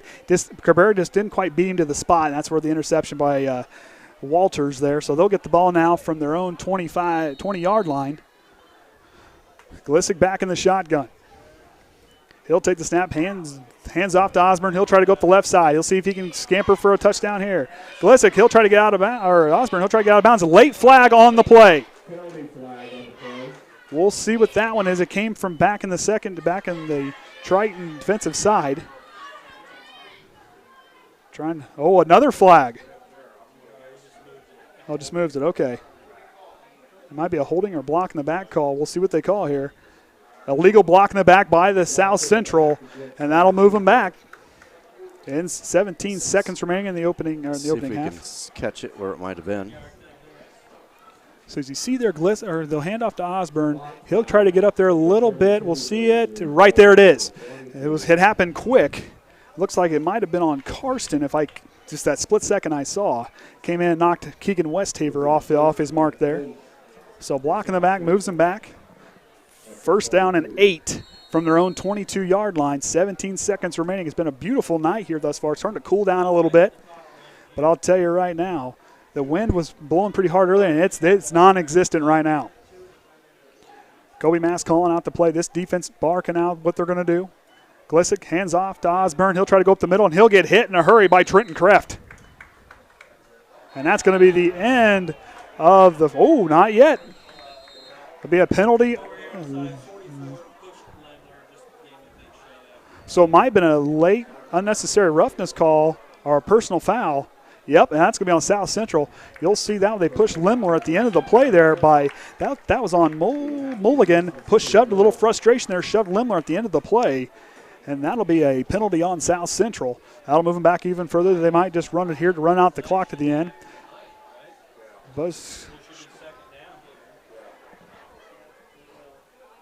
Not sure. We got some conversations going here. Yeah, they say it should be second down because it happened at the end of the play. Ball spotted at the 17-yard line. So they're going to move them back. Penalty was after the play, so it'll be second down. Get the second and 14. Should be second down and 14, judging because it happened after the play. So when a penalty happens after the play like that, they'll move the ball down to the second. It should be. They're getting things figured out. Hey, I'll tell you what, the officials. I'll tell you one thing that I didn't get to see a lot of. I guess we didn't see last year. The officials came up and gave us a packet, and they explained a lot of things to us. I thought that this officiating crew is a very good officiating crew. There was a couple new things that take effect this year. Osborne's going to try it the left side. He'll start rope out, and that'll be the end of the first half. Triton leading the way 14-0. Good first half for the Trojans. They're starting 2019 off with a bang. But yeah, I was very impressed by that. Them coming up and talking to us like that and really laying down and say, hey, there's these new rules. They gave us a packet and stuff. So we'll end that for halftime. The band will be out here for their halftime show. Enjoy that. We'll be back after halftime.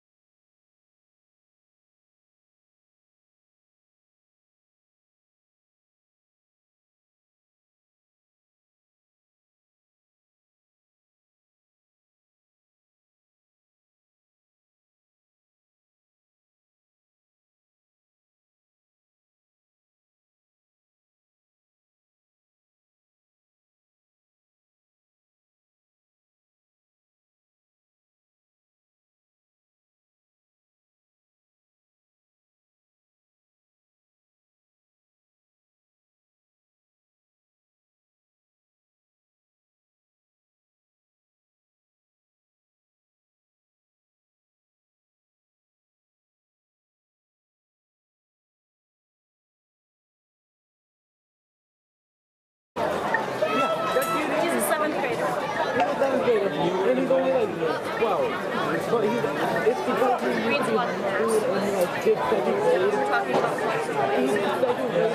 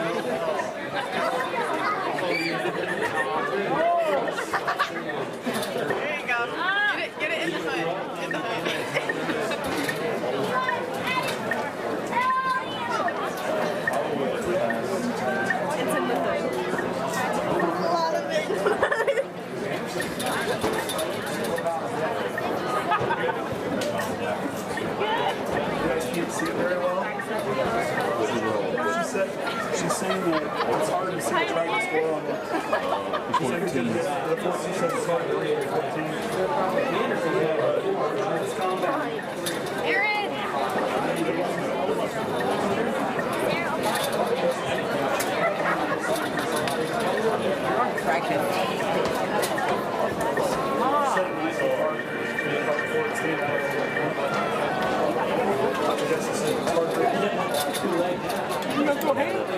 Our friendship would only get better. I'm kind of more skilled at fighting. Are we going down there for here? Elijah, we're going down there for here. We're going down there for here. We're going down there for here, buddy. You're not going to get it off. I have nothing. All night.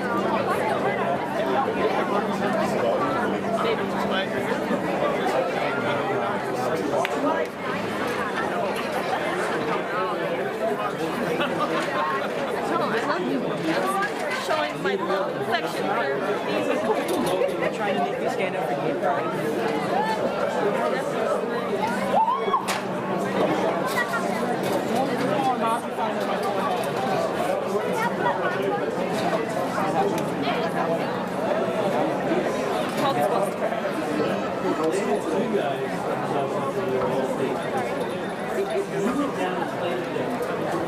Are you going with your home roots?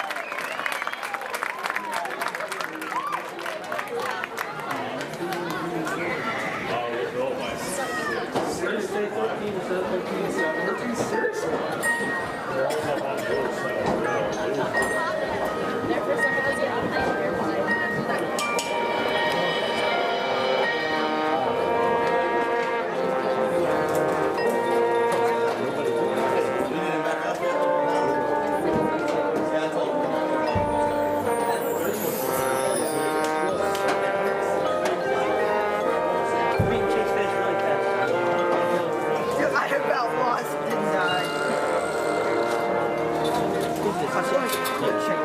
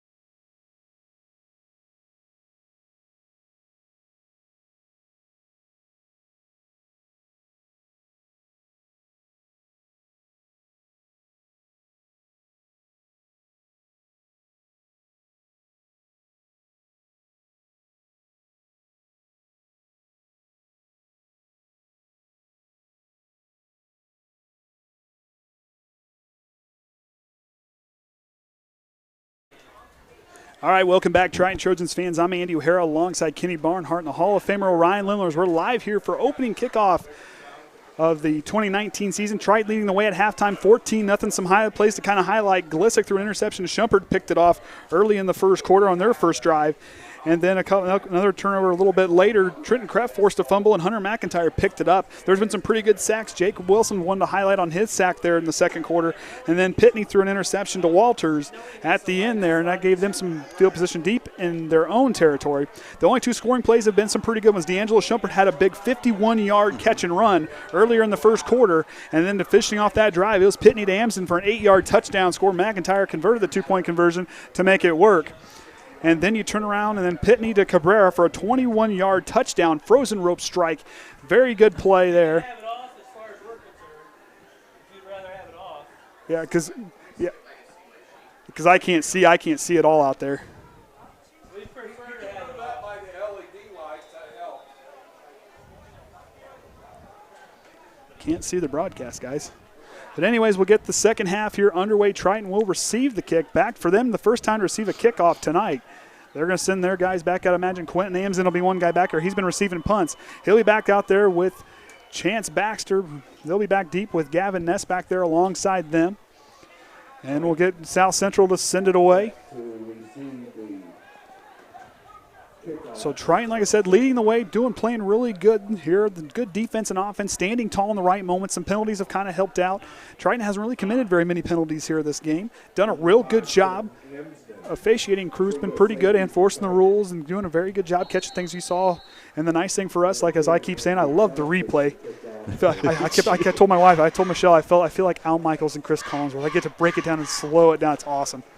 But looking pretty good. Of course, give her and Jackson, the future football player in his dad's mind, my wife shaking her head at that one. And Danny, I think she picked Shrek over me now. So the kick by Carson's deep, and Gavyn Ness has it at his own 15. Ness now up past there. He's got a blocker. Gavyn Ness has some space. Gavyn Ness gets a deep, almost to the 50-yard line. Finds his way. Gavyn Ness, he had a good scamper and run. He found a spot, and he just accelerated. He went from 0 to 60 in a hurry. And Triton will set up now from their own. Looks like they'll be inside the 45, about the 43-yard line is where they'll set up shop. 1st and 10, first drive of the second half. Triton will have the ball. Of course, they're in their home blue uniforms, black numbers outlined in white, the two-tone helmet and black pants. And South Central in their away, white uniforms with the navy blue pants and the navy blue helmet with the SC on their helmet. Pitney in the backfield with McIntyre. 3 wide receivers right, 1 to the left. Hands off to McIntyre. He'll go right up the middle. McIntyre up the gut. He has some strong running there. He goes through some guys, and he gets down there. Nice run by Hunter McIntyre. He'll split the difference, looks like, on that first down carry. Get to the 49-yard line. Gain of 6. Makes it 2nd down and 4 now for Connor Pitney and company. Cabrera, Amsden, the wide receivers left. The tight end will split out left here with Cabrera. Shumpert and Baxter out right. Of course, that line was Shively. Ernie, Farrell the center, Caleb Lemler at left guard, and Jocob Wilson at left tackle. Pitney with the snap. McIntyre gets the handoff. McIntyre with a big lane. He finds his way through. Good bit of running by Hunter McIntyre. That's productive enough for me. And he'll go all the way to the 40-yard line. Gain of 11 on the play for Hunter McIntyre. 2 good runs starting off there for the junior. Watch right up the middle on this. I mean, look at the hole he gets. The offensive line really opened up a hole, and he loses 1 tackle, and Carson was the last man to bring him down. But good job by that right side of that line. You saw Zach Ernie and Shively and Farrell really open up that right side. Snap. Pitney going to go with the sweep play to McIntyre to the right side. He has the corner, and they got a flag on the play, and he'll get it knocked out of bounds by Christie on the far side. But we got some dirty laundry in the backfield. We'll see what the call is. Holding by the Trojans. So that'll move them back 10 yards, I believe. They'll move back, I believe, make it 1st down and 20. Oh. Waiting to get. Going to call. So they'll move it back to the 50-yard line. That'll set up now 1st and 20 for the Trojans from the right out midfield. They'll be on the right hash, so they'll be on the 49-yard line.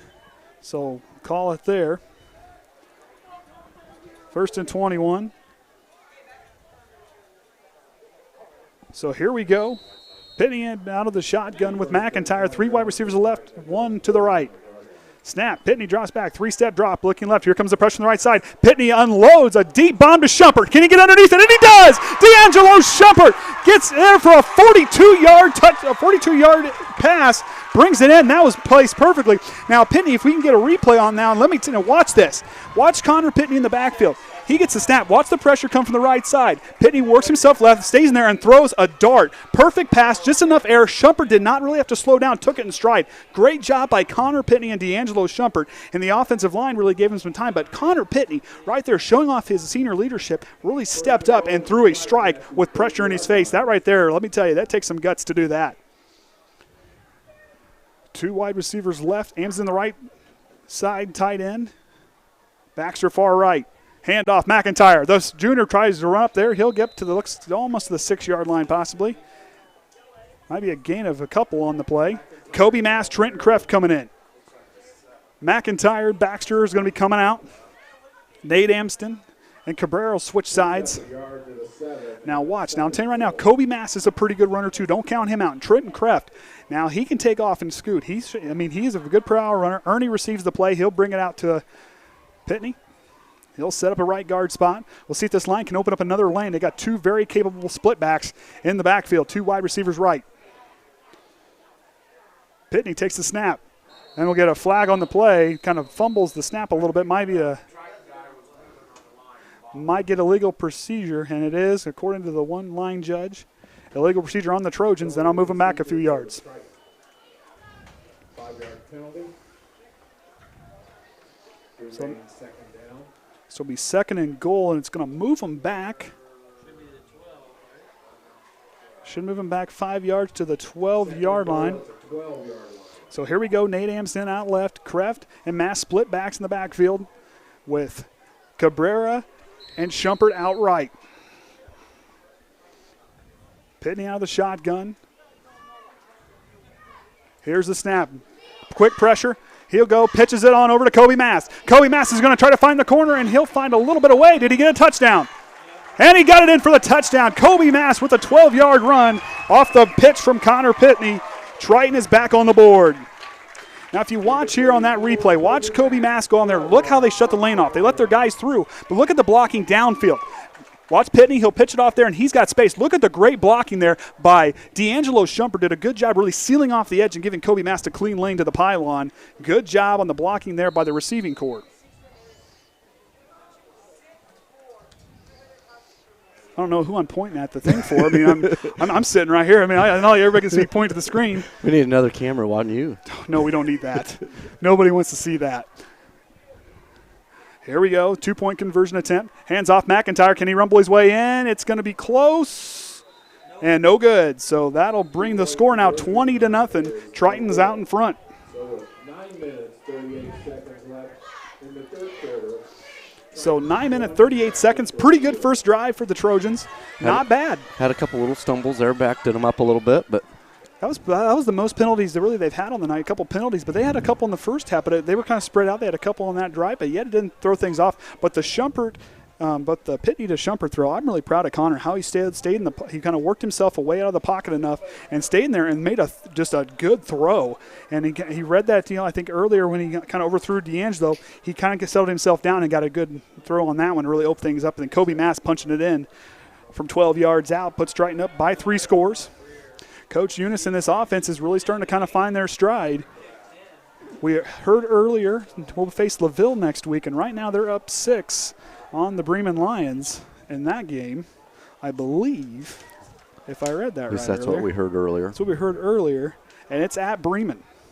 So we'll be facing both those teams here in the first 4 weeks of play. Well, 5 weeks, first few weeks, something like that. But here we go. Cabrera back to kick. Osborne back to receive. Jake Osborne, single safety, set to receive. All right, we'll see. Special teams have done this 3-4 times tonight. See if they cover this kick just as good as they have the other ones. Low line drive. Quick's going to go back. Osborne's going to take it off the first bounce. He's going to take off. Now he's at the 15, up to the 20. Here comes the pressure. He's going to find the edge. We got a block. We got a flag on the play. Osborne's still on his feet. He might have us some space. Osborne's going to have a few guys to beat. Block in the back there. You'll see that on Christie. There'll be another flag, and Osborne's going to go in, but they're going to call this back. Looked like there's some personal fouls, some fouls in the play. It's going back. There was a block in the back there towards the end, but there's something else that happened on the other side. Might have been a hold or a block in the back on the far side. They're on the inside of the 50.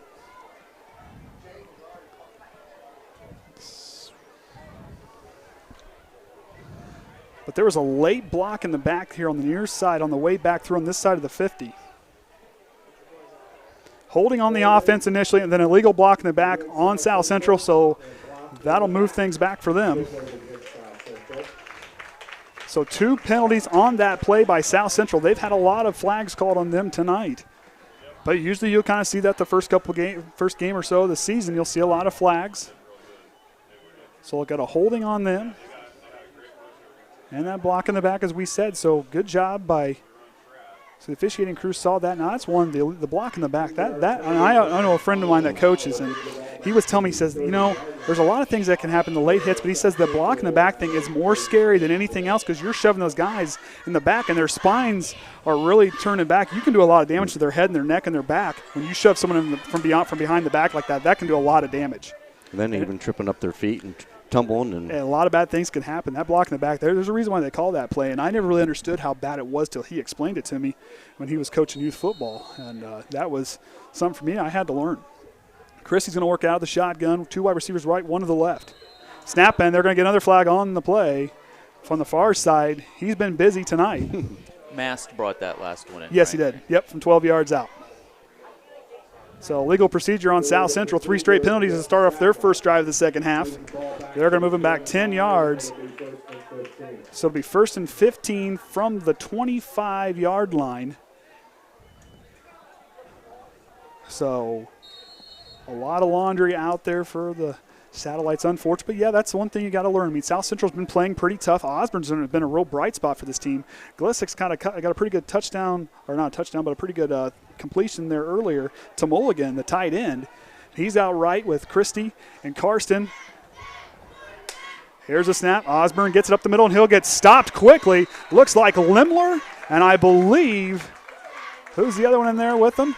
I can't tell. Looks like Trenton Kreft is in there on the tackle with Lemler. Good stop by Trenton Kreft. Read that one pretty good from that linebacker spot. Jumped in there, read the gap, and stopped him. Like I said, this defense is very intelligent. These guys there, they do a lot of things very well in that short gain, 2-yard gain. This defense does a lot of good things. Against North Manchester, they did a lot of very interesting things with their coverages and how the linebackers stepped up and how they read the plays in the defensive line. And like I said, a lot of good playmakers on that defense. So here we go, 2nd and 13 from their own 27-yard line. Glissik back in the shotgun, gets the snap. Draw play to Osborne up the middle, and he's going to get stopped quickly. In there on the tackle. Good job by knocking him down. That was Caleb Lemler again. I talked to this young man. Let me tell you, up here on the camera, he may not look very tall, but he is a strong dude. Watch him work through his linebacker there. Gets right by him, just really blows up the blocker there. Number 6, Nataro, he goes right through him and shoves him into Osborne to help reach around and bring him down. You know how that's a tough thing to do, and Nataro's not a small guy. But I was talking Lemler, I stood next to him and sat next to him. I'm telling you what, he is a big boy now. Yep. I'll tell you what. I told him I wanted to tell him, I said, I hope Jackson gets as big as that. I'll be a happy dude. All right, Glissik back in the shotgun. He'll go again. Low snap, picks up off the ground. Here comes the pressure. He's looking downfield, trying to find something. He'll keep it himself. He'll go, and he's going to get brought down on the outside. That looks like Jeremiah Farrell, and he'll come from the outside and bring him down. Masson, the defense, is trying to get this Triton fan base excited over here on the near side. So that'll bring up 4th down and long. And back to receive will be Quentin Amsdem. He's had some pretty good returns yet tonight. He had a pretty good one early in the game that really set him up well.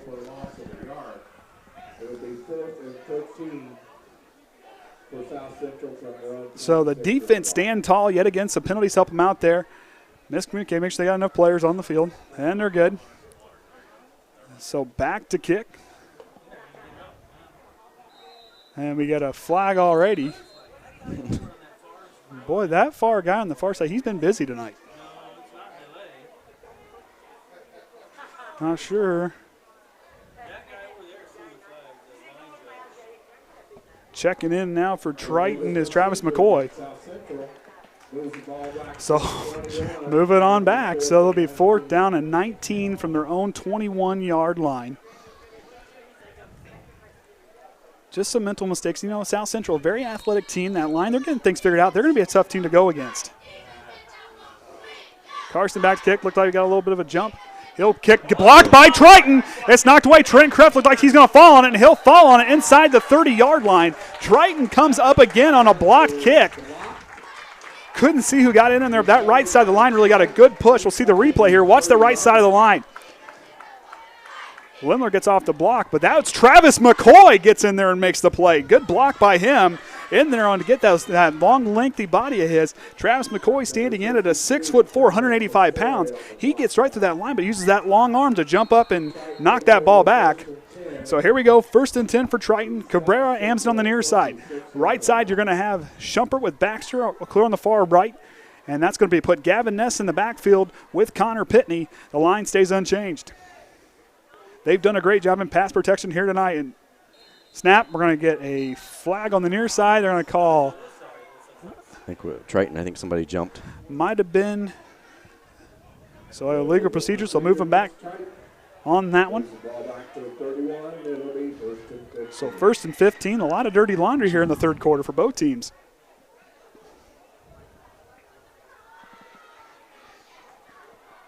Like I said, this officiating crew's been pretty busy tonight.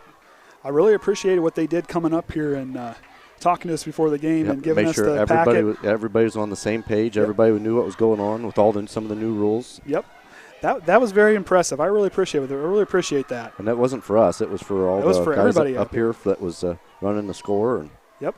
Did a real good job. Gavyn Ness gets the sweep play, goes left, tries to get through, gets a blocker, tries to find the edge. He's still on his feet, gets tripped up.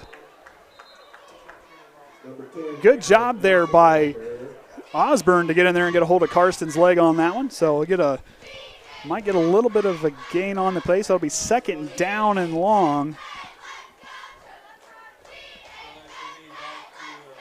So 2nd and 10, 5-yard gain on the play for Gavyn Ness, the 5'9" sophomore.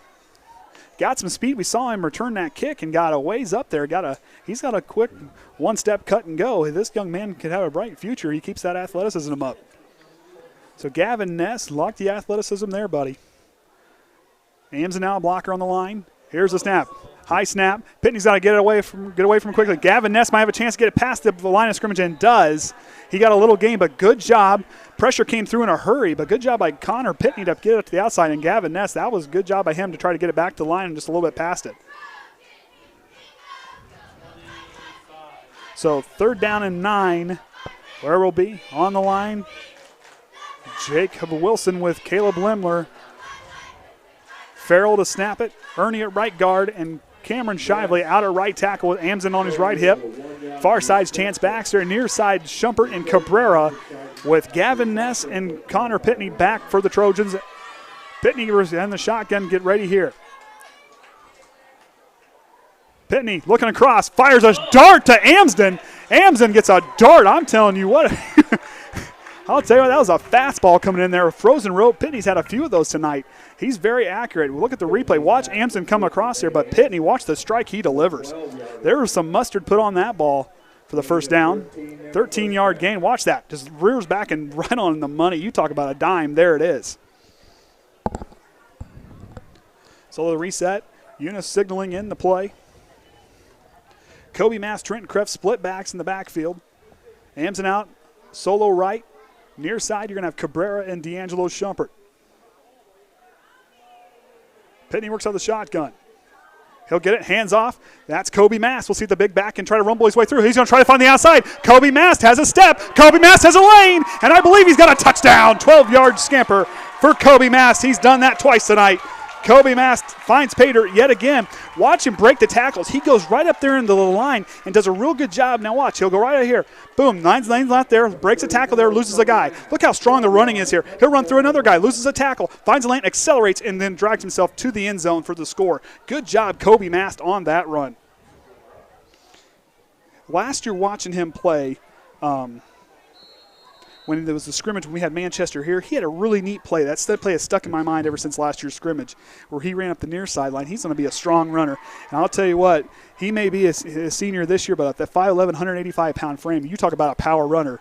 This young man is going to be special. He'll get stronger as the year goes on. Him, McIntyre, and Gavin Ness and Trenton Kreft, there's a whole stable of running backs back there are going to be pretty good. Pitney's going to try to throw in the two-point conversion, and he'll throw it away, and it'll be intercepted by Osborne. Two-point conversion, no good. And Triton now leading their way, 26-0. After that 12-yard scamper by Koby Mast. I guess wouldn't call it a scamper. You talk about it was like a semi-trailer going through. Hits one thing, just keeps right on going. Just kept bouncing around and didn't give up and kept finding an outlet that he could keep going.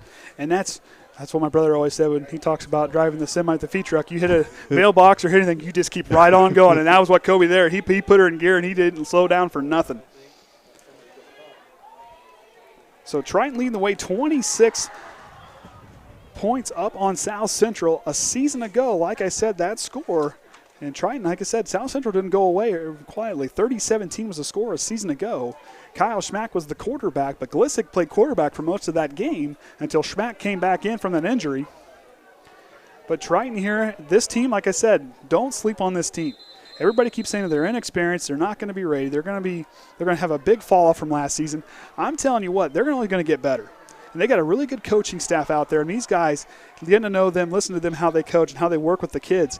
These kids are going to work hard. They're going to run through brick walls for this coaching staff. And these guys are going to keep working hard. They're focused on the sideline. These guys, the leadership from the last few seasons, and the place that the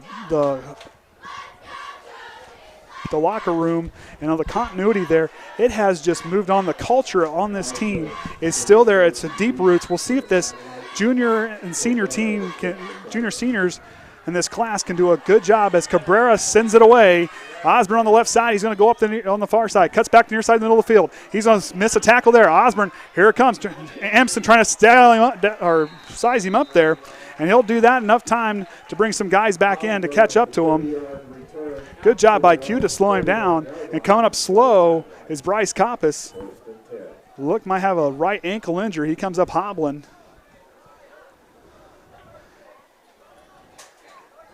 And McIntyre, he's getting stretched out here on the sideline.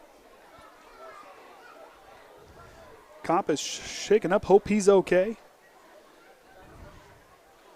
Players getting themselves amped back up. First game of the season, you'll see a lot of cramps and just trying to get back in game shape. That's tough. It's not like the NFL or college where they have all these long practice breaks or fall practices and preseason games to get themselves geared up. These guys only get a few weeks. School's only been in session for what, just 2 or 3 weeks? Yeah, about 3 weeks almost. And the only live action they've seen here recently was Manchester. Glissick steps and tries to float one deep. He's got a guy open, and he drops it. Osborne all by himself drops it, going to hit him right in the hands and the chest and just rolls onto the ground. Incomplete pass.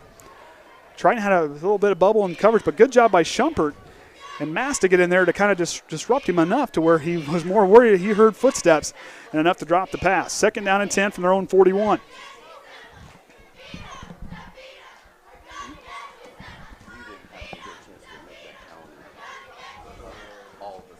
Yeah, I didn't export it, though. Okay. So here we go. Cam Shively, Caleb Lemler, Nate Amsden down the line with Farrell on the right side. Mast, Zach Ernie inside linebacker with Kreft. Hand off to Osborne. He's going to try the left side sweep. Here they come. He gets a blocker. Big hit by Keegan Westafer to knock him down. Now, I'll tell you what, Keegan, watching him play basketball and how strong he is, Keegan can get in there. He can make some plays. Don't count him out. He's a young man who can really play tough. Like we said, he may only stand 6'1", but when basketball, he plays like he's 6'4", 6'5". McCoy's going to check in. He's sending out in a hurry. Farrell's got to book it. Farrell's got to hurry. And they get the snap off. They're going to have too many men on the field, and they're going to call it free play for the offense, and Glissick will get across. Too many men on the field. Farrell didn't get off in time. McCoy came in late.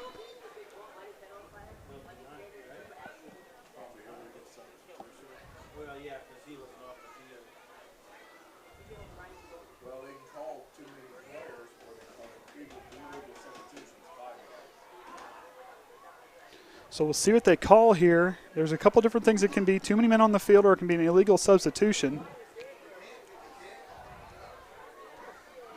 A little miscommunication there.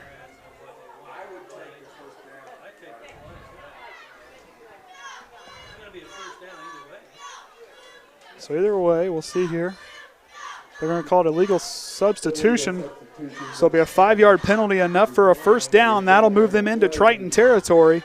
And they'll start from the Triton 44-yard line is where they'll set up shop, 1st and 10. They got the chains to move there, signaling in the call. Just a late substitution. A little miscommunication there.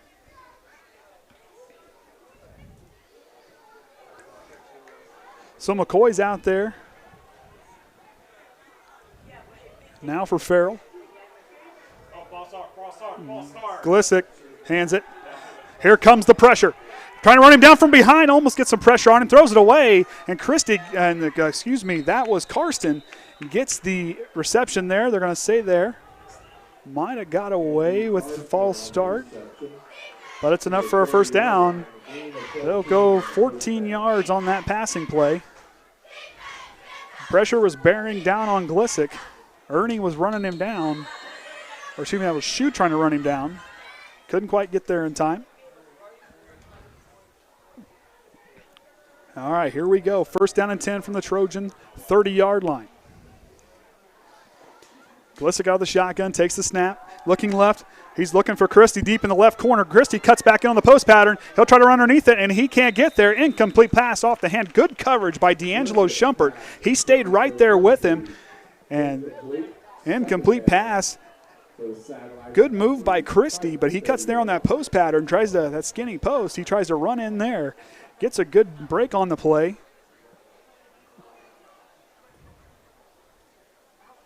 So that'll bring up 2nd down and 10 from the Trojan 30-yard line. 2 minutes and 39 seconds remaining in the third quarter. I'm Andy O'Hara alongside Kenny Barnhart and the Hall of Famer Ryan Lemler for the Triton Trojan Sports Network. As we got the 2019 season and home opener, one of 4 home openers, so you won't get too many here on the season. Low snap for Glissick. He'll go left. Kreft's going to run him down. Kreft's going to try to sack him, and he'll pitch it off to Osborne. They're going to call the play dead. But you sit there and look, good pressure by Kreft. But like I said, one of 4 home games fans, so if you can get out and watch a home game, we like you listening to TTSN, but also get out here in support of your guys. There will only be, like I said, 4 home games. We'll host Caston and Bremen will be the next 2 home games, and Judson will be the last one we'll host here at home. And like I said, 5 away games. At LaVille next week, at Culver, at Pioneer. Down in that one, at Knox. We won't have that game broadcasted for you, but then we'll be at Winnemac to round out the season. And then in sectional play, of course, we'll hear the draws there the last couple weeks and where we'll be at. This team's going to be tough. There's going to be a lot of growing, but I'll tell you what, Connor Pitney has looked good from back there at quarterback. He's looked strong all night. Rodney Eunice has this offense playing well. Minimal penalties. The defense has played strong. So they'll move back 3rd and 18 from the 38-yard line. 20. Yeah, he don't have it typed in right on the score. So here we go. Glissick's going to roll right. He's rolling right. He's going to try to get some pressure. Amsden, deep pass by Glissick is maybe overthrown, and McIntyre doesn't quite get to it. Was trying to go to Christie. Double coverage on the play. Good job by the Trojan defense to stand tall. That's going to force 4th down. And the question is, will they go for it on 4th down? They're being down 26 points. You got to figure they might be going for it. Glissick going over like he has all game. But I got a feeling Karsten coming back there, they might be kicking it. Nope, Glissick stays out. They're going to go for it. 4th and long from their own from the Triton 38-yard line. So for now with that deal, you got to really watch yourself on those short throws. Got to watch Osborne. He can take off and run quite a ways. So we'll see what the offense or the defense can draw up here. Glissick in the backfield. He'll take the snap. He's looking left, dumps it over to Osborne. He'll break 1 tackle, still on his feet. Good job. That looks like that was Jeremiah Farrell, I believe, on the tackle on the far side. He'll get there. He'll do a good job looking off. The receiver's dumps it over there. And on the tackle, I believe that looked like Farrell. I looked like him. I couldn't tell. But it was Farrell or Wilson on the tackle.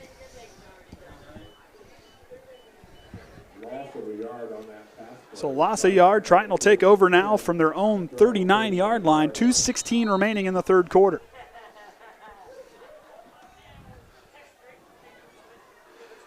Pitney will have 2 wide receivers to the left, 2 to the right, split out. McIntyre in the backfield. He's going to send Q in motion with the sweep play there. Q breaks 2 tackles quickly. Good job by him using that shifty move. He got through there. Good job by Quentin Amsdem. Comes there on the sweep play. Finds a way, cuts up field in a hurry, breaks 2 tackles on the 2 juke moves. Oh, but I'll tell you what, Quentin Amsdem, that was a good run by him. That was a gain of 4, but it was a hard-earned 4. I mean, I'll tell you what, he made those guys miss. And that's something Q will bring, is that speed and athleticism. He's going to be a fun player to watch this season. He'll be out here on the near side with Cabrera. Far side, looks like Schuh's out there with Baxter. Pitney back to throw with McIntyre in the backfield. Here's the snap. Hands off to McIntyre. He's going to try to scamper. McIntyre's got a lane. He's got some space. McIntyre still on his feet. The man with the motor who don't quit. Hunter McIntyre finds a way for a first down. Beautiful run. Goes from the 43-yard line all the way down into the South Central. I believe that's so 15 yards on the run. Watch Hunter McIntyre accelerate through the line. Gets a good snap there. Now watch. Boom. Finds his way through. Jukes out and then hits on the gas. Look him run through the tackle. Strong running. Good job by Hunter McIntyre with the man with the motor who don't quit. He likes that nickname. He likes it during basketball season. I told him I'm going to keep it. So the junior with a good run there. 2 wide receivers, same set. This offense is really getting stronger as the game goes along. Pitney now letting that clock run. Here's a snap. McIntyre, good job by the good read option. He'll try to get outside and going to run him down as Karsten, and he'll run the quarterback out of bounds. Pitney goes down kind of hard. He gets back up. Might have skinned up that left elbow a little bit. He's getting up, was checking it out. Actually coming out of the 39 was in. That was Danny Kline. He was the one out there. It wasn't Schuh. My bad on the call. It's hard to see those black numbers sometimes from where we're at. I don't have binoculars, but it works. So 3 wide receivers to the left, 1 to the right. Gavyn Ness in the backfield. Pitney now from the shotgun. Here's the snap. Oh, hands off. Excuse me, that was Koby Mast. Koby Mast gets stuffed in a hurry. And on the tackle was Nataro. Run alongside with him is Luke Osborne, the junior. So that'll be a loss of 5 on the play. That'll bring up 3rd down and a mile. And they're going to call and that's going to be the end of the third quarter. Triton leading 26-0. As I said earlier, check out our YouTube channel. I know there's a lot of the live stream. You guys are like watching that, but look at some of the older videos we have from years past and some of the players' interviews. I mean, they'll tell you what, there's a lot of fun stuff on there to look and see. And I mean, you and Orion do a pretty good job when it comes to all the editing and all the work that goes into it. That's all Orion. Oh. Well, Kenny helps out too. I ask some questions sometime on how to edit stuff. Oh, see? Well, we get Trent involved sometimes too. Well, we get Trent involved, and Travis and Margot helps out. We got a whole slew of people working out. But seriously, check out that stuff. There's a lot of work that goes into that. Orion does a really good job. He shows up to a lot of these events, and like I said, there's more than just sports on there. Check it out. Eventually, you'll have a cameraman that's not quite experienced. Is usually used to more talking than he is running the camera. We're 1 month away from Junior Miss. So 1 month Distinguished Young Woman. So there we go. That'll be coming up. September 21st. September 21st. So be checking that one out after that runs through. It won't be broadcast, but it'll be on there. It'll be on there after it's done. So check that one out.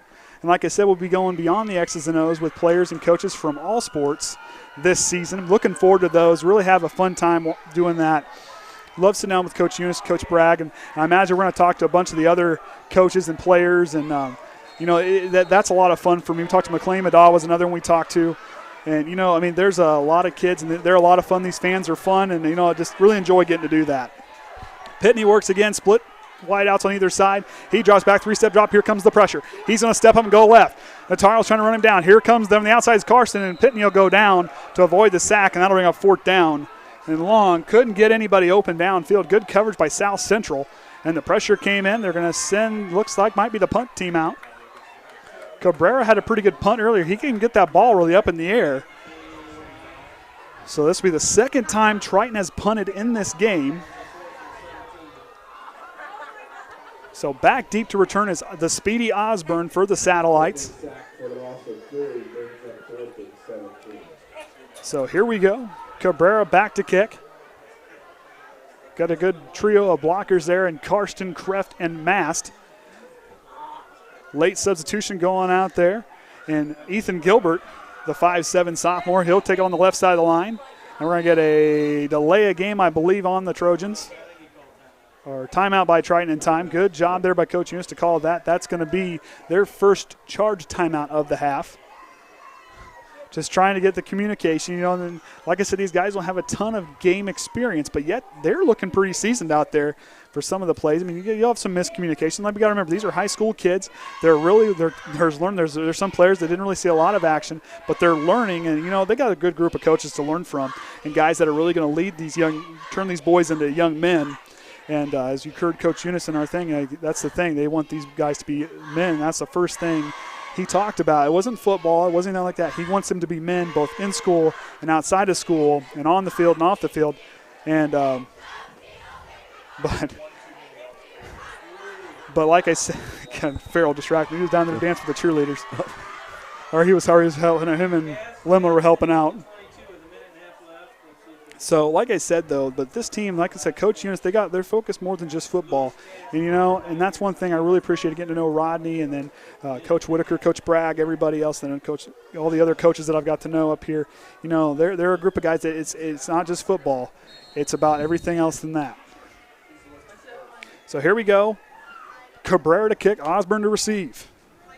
Kick gets it just away. Osborne's going to have to take it off the bounce. He's going to let it roll, and it's going to get inside the 15-yard, then at the 15-yard line for the first fourth quarter drive. Have an update from Pioneer 22, Lewis Cass 28. Ooh, Pioneers down 6 to Lewis Cass. Ooh, the defending 1A champions who moved up to 2A.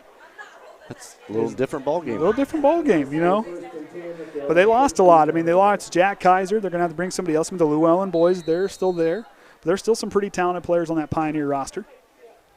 So here we go, 1st and 10 from their own 15-yard line. 10:54 remaining in the ball game. Triton up 26.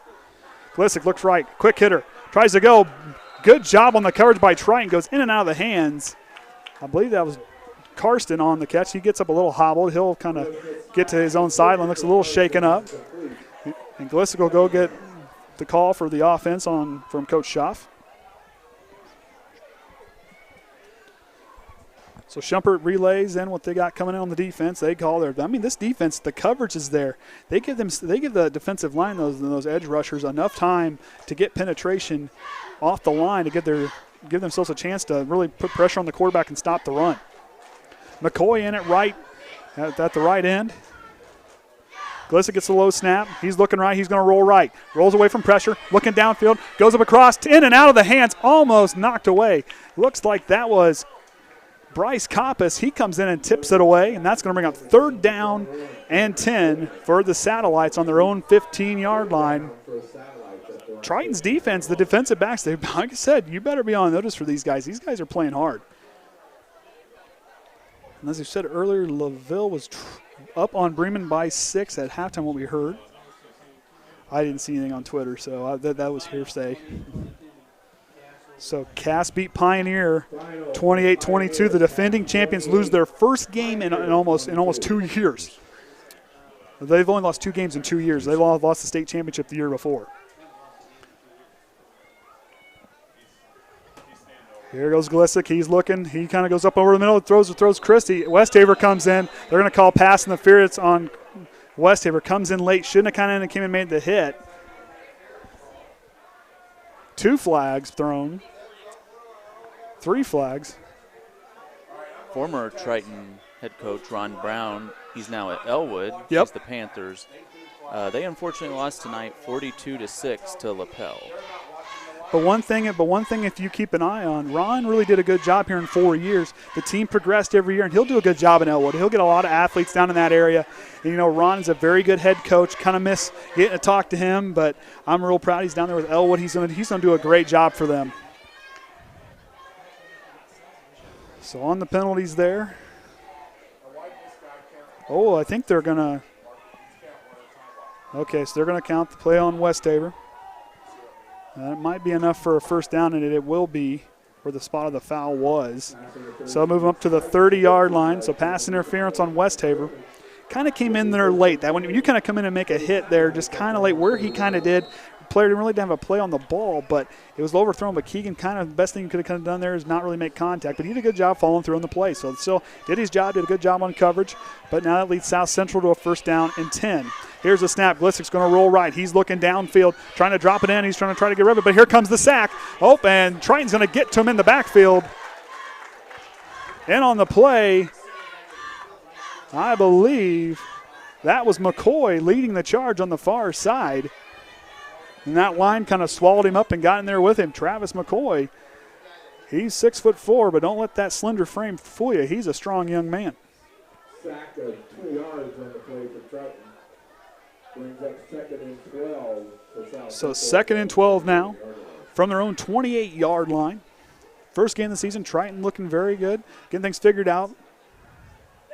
Trying to get some of the players stretched out here on the sideline. Snap, hand off to Osborne. He'll go up the middle. He'll break one tackle, still on his feet. He'll go through, gets a big gain on 2nd down. Took a pretty violent hit there.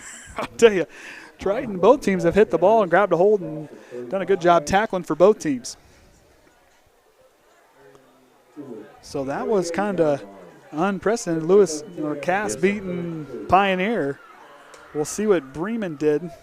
We'll not check the Twitter account. We'll be facing LaVille next week, and then Cast, and then we'll find Bremen on week 4. 25 minutes ago, it said it was in the 4th quarter. LaVille 27, Bremen 7. Wow, so there we go. So LaVille playing well against Bremen. So those two teams we will face off against. LaVille next week, and if they win their game, we win ours. It could be a fun matchup next week. And a good play by Christie. Gets the inside handoff. He's going to have some space. He might not have the juice to go, but Coppes is going to try to run him down. Coppes tries to strip him up, and he can't get all the way down, but he'll stop him at the 10-yard line. Good run by Christie. That was a pretty good play. They fake the handoff to Osborne and go inside to Christie, and he'll take it a long ways. I'm not going to do the math. So that was a good play in that little shuffle pass. Is that what you call it? I guess we can kind of show it again for them. So it was a pretty good play by South Central. Christie, now watch this, the inside pitch. There it is. He'll get inside, and he'll take off. Breaks one tackle, gets away from one, but he kind of takes off and go. Good block there by, I believe that was Walters, and he goes all the way down, and good job by Coppes to slow him up and save enough time for Amsden to come in there behind and bring him down. So they'll set up now 1st and 10 from the Triton 10-yard line. They're threatening to score with 8:30 remaining in the ball game. Christie now. He'll take the snap out of the shotgun, rolls right, looking back in the middle. He'll cut back in. Christie up on his feet, but he'll get knocked down. Caleb Lemler in on the tackle there.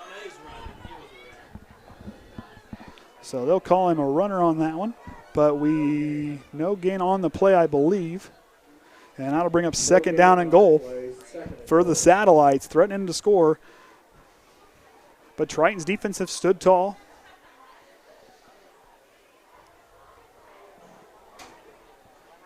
So McCoy's out there with Lemler. Wilson and Amsden all on the defensive line. Kreft, Ernie, and I believe McIntyre. Mast is out there with McIntyre, Amsden, Shumpert. And on the far side, I can't quite tell, but I can't tell who's on the far side. Here's a snap, handoff, goes up to Mulligan, and he'll go through. He get a short gain, so that's going to bring up 3rd down. The Trojan defense standing tall on that one.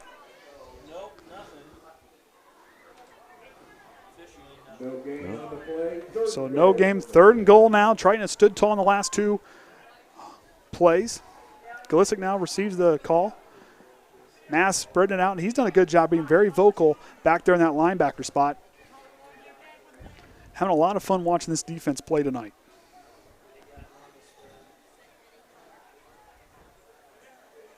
Here we go. Galisic out of the shotgun. He'll work right, looking down, trying to stare down Christie. He'll have to work out, tries to go against Christie, and Christie might got a hold of it. And that's a touchdown. So good catch there. Christie kind of dove in for that one. Pulisic's pass to Zach Christie, complete for a 10-yard touchdown. So if you look at the play there, good pressure by Triton getting through there. The offensive line just kind of laid down, gave Christie a chance, and he threw it into a tight window. Good pass by Glisick and good catch by Christie. That puts them on the board.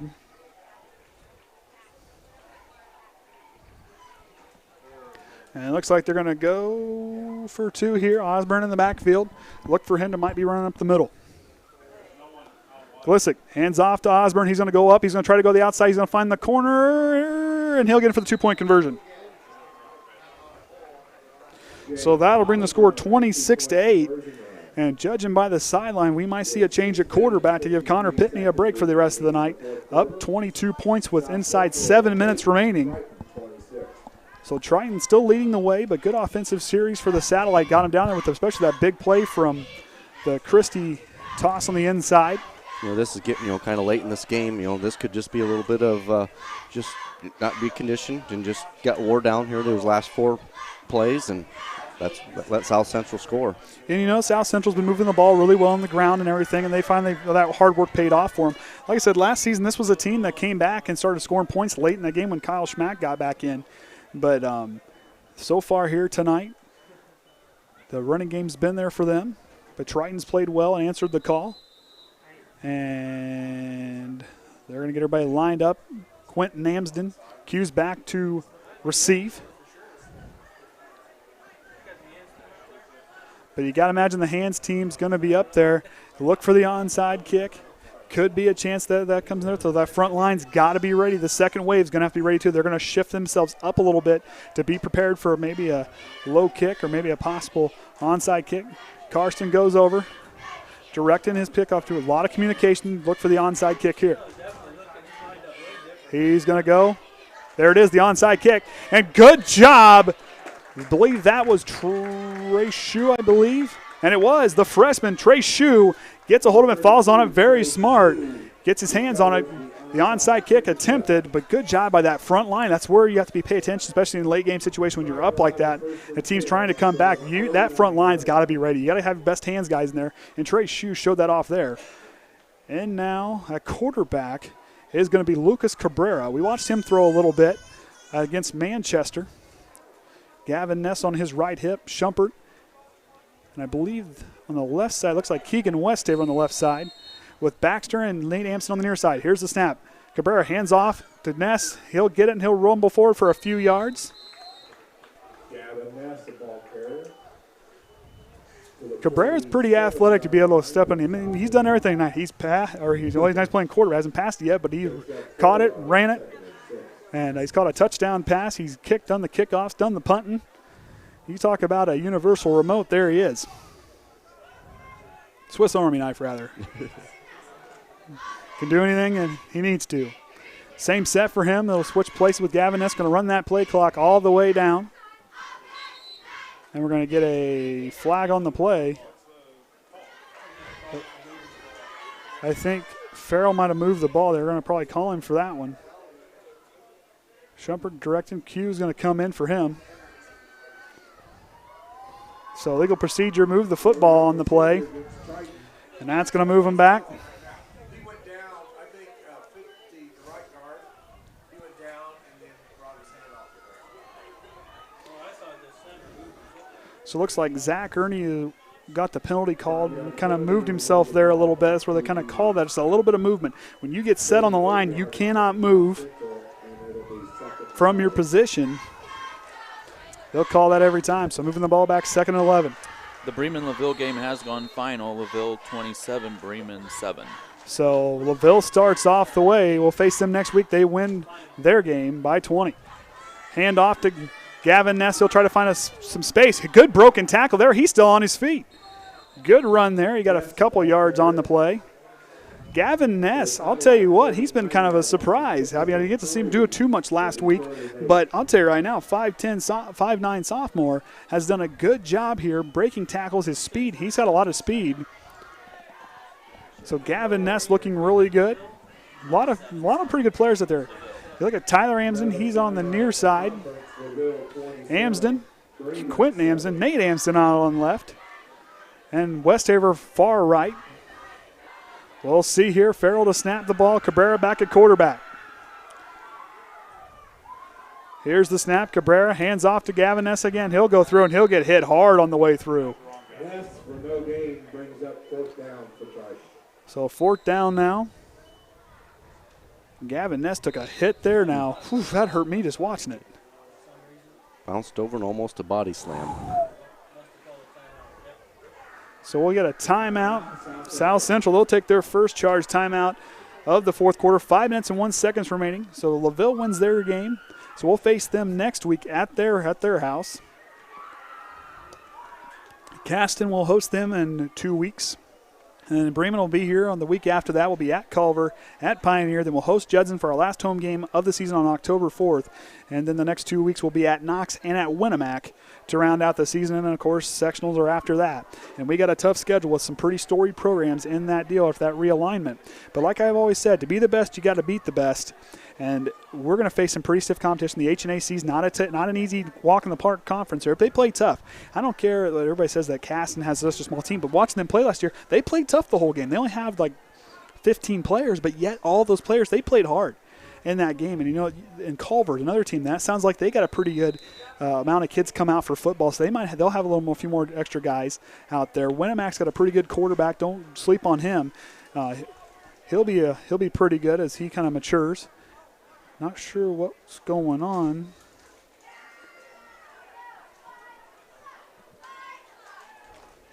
Justin something up on his belt. Oh, he's talking to, we had to use the walkie-talkie. Trying to tell us something, I know what it is. 5:05. 5:05. Got it. So adding 4 seconds to the clock. So a couple different receivers here on the near side. We're going to have Ethan Gilbert, the sophomore, checking in. He'll be the wideout here, right. Ness and Mast. Oh, excuse me, I guess we're punting it. Never mind. Forget what I said. Broadcaster fell asleep. Had a little bit of a break here. Yeah, a little bit of a break. Fell asleep. Osborne back to receive it. Cabrera to send it away. Cabrera, he'll get the punt off just in time. It'll be a short punt. Had to rush it. And that ball will bounce out, and it'll go out around the 33-yard line. Cabrera's punt. I'll tell you what, they were bearing down hurry. That coverage, the line opened up, and they came through. He had to hurry it off. Got it off at least. Cabrera, I'll tell you what, he's kind of been a fun player to watch. I'm excited for what he's going to do as he'll mature and get things figured out. The junior. Of course, a couple Trojan players going on to play at the next level, and Ousley and Ty Orson up at Trine. So up there with Max Slusser, go up there and play with him. Here's the snap. Glisick looking left, looking for Chris. He'll go back the right side. He'll take off and run. Might have been a hold on 76, no call. Had a hold of the jersey. Had a whole fistful of jersey and pulled it back. You look at me, if we saw that one, he grabbed a hold of 76, grabbed a hold of the jersey and pulled him back. That was Brendan Carr. Grabbed a hold of Nate Amsden, had a hold of that jersey, but Glisick will get the first down, no call. So get up to the 44-yard line. 11-yard scamper for Glisick. That'll be 1st and 10 from their own 44. Your Warsaw Tigers beat Huntington North 52-13. Hey, now I'll tell you right now, now following him and with me going to that school, Bart Curtis has done a good job over there. I've been pretty fun to watch my alma mater and how they've kind of grown in the football deal. That's good to see. Bart Curtis is doing a great job over there. Glisick now the shotgun, rolls right, looking downfield, tries to go up and over top, and then he'll get a pass completed on the far side. That's going to be Osborne. Like I said, he had a 44-yard touchdown reception a year ago against Triton, and he'll show off that receiving ability there as we're now inside 5 minutes remaining in the ballgame. But, yeah, like I said, Bart Curtis has done a good job. I'll tell you, there was things that followed, and I got a kid that we worked with the sheep thing with, and he is a freshman. But they had them, and they went to every single park. They called it, I can't remember what they called the morning thing they did, but they were running on the beach barefoot, running through the sand and everything like that, and just working hard, crawling up, carrying guys up the hill. I mean, you talk about some tough ball players. He's got them boys are tough over there. Carson rolls left, stops, tries to fix him up. Farrell trying to run down, deep pass. He's going to throw, he overthrows it. Shumpert, interception again. D'Angelo Shumpert with his second interception. Matches his total from a year, or I guess his total from a year ago. He had 2 interceptions on the season. Shumpert intercepts it, and that might close the door for South Central. And he'll intercept Pitney there. Watch the play. Glissick there. Glissick steps back and throws. He just overthrows. Got excited. Farrell with the pressure. He couldn't quite get his feet set. Just tries to overshoot him. Does, and overshoots Walters on the play, and Shumpert gets a hold of it. D'Angelo Shumpert, but I'll tell you what, you talk about a good defensive back that can read the offense. He does a good job playing back there at that defensive back spot. So Gavyn Ness will be back there with Cabrera, Zach Ernie, Lemler, Shively, Farrell, and Wilson out there, the line for Triton. I'll tell you, that line has done a good job. Give those boys up front some props here tonight. Cabrera, the shotgun, he'll go to work. Goes, hands off the Ness. He fumbles it away, and I can't tell, but South Central might have fell on it. And they fell on it. South Central gets the ball back. Ness fumbles it. I don't know if we can catch it quick enough to see. If you watch, he kind of bobbles it just enough. When he got there, it kind of hit and it kind of bounced off. Couldn't quite corral the handoff.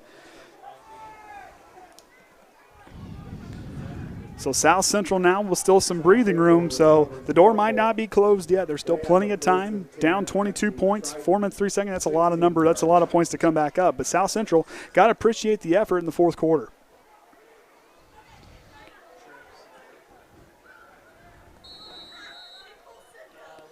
So here we go. Glissick gets another chance after the interception. And the fumble. Hands off to, he'll go underneath to Christie. Christie's still on his feet, and he'll get a big scramble, but we'll get a late flag on the play. They'll come from back in the secondary. Can't see what the flag was on. We'll get the call here from the head official. That play earlier took off for a big run. We'll see what the call is.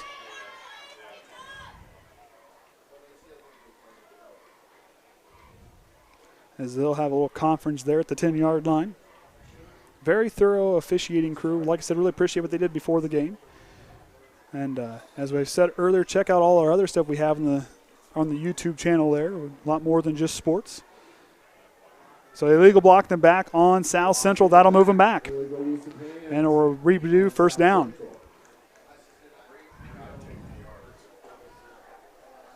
So like I said, there's plenty of things on there, and it's nice for me because I can go back and practice and watch how we did things. It was a little different for football. Couldn't do that for football. I mean, there were some moments, but when you graduate 26 seniors that played both ways, that's a big class. But these guys that did get a chance to play, there's some pretty good players. Like I said, Jeremiah Farrell, one to keep an eye on. Kid's got a big motor, a big heart, tough worker. Lemler, who's a pretty tough guy. Wilson, we know what he can do. Amsden's a guy who's really going to be a bright spot. And Zach Ernie, you talk about a high motor. That kid's got one. And I'll tell you what, Trenton Kreft's a big leader on that defense. Koby Mast definitely is a guy who's really leading players. And Connor Pitney and D'Angelo Shumpert, guys who are going to keep leading this team. This team's got a lot of room to grow, but yet they're going to grow, and they're going to grow in a hurry and mature fast. Good move by Farrell to get up to get pressure. Glissick's shot to the end zone's up, and Christie can't go over it. He tries to go up and over the back. I believe that was Coppes, but Coppes, good coverage by Westafer and him back in the end zone to shut that one down. Third down now upcoming. Or second down upcoming, my bad. So there we go, another incomplete pass. Glissick, the defense, I'll tell you what, that secondary has done a great job tonight shutting down the offense from South Central and through the air. 2 interceptions. Of course, they forced a fumble in the first half and picked it up. Hunter McIntyre and Kreft knocked it away, and McIntyre picked it up. So they've done good tonight. I'm looking forward to see what they can do against LaVille, who sounds like they were firing on all cylinders earlier tonight. Glissick now with the snap. He's going to go. Hands off on the draw play to Osborne. Osborne's going to try to find some space. He'll get up forward, and that'll bring up third down. Osborne, I'll tell you what, they got a really good, talented young man there at running back, and he is a senior. So you look at a guy who's going to be carrying the ball and working hard. That young man there, he did good last season. He's been pretty productive now here tonight for South Central. 26-8, 3:20 remaining. I'm Andy O'Hara alongside Kenny Barnhart and the Hall of Famer Ryan Lemler for the Triton Trojan Sports Network. As we're live here for the home opener, Triton leading the way. Glissick Delayed handoff up to Osborne. He's going to go up the right side. Tries to find some space. He'll try to scamper his way in. He'll find his way in for the touchdown from 15 yards out.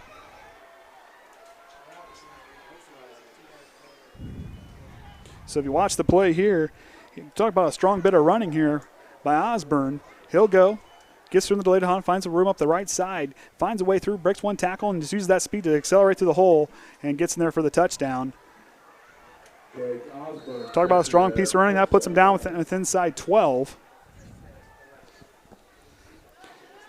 Got to imagine, yep, Connor Pitney's putting the helmet back on. He'll be coming back in on offense. As inside, just outside 3 minutes to go. And here's the two-point conversion, and Glissick has it. He's in.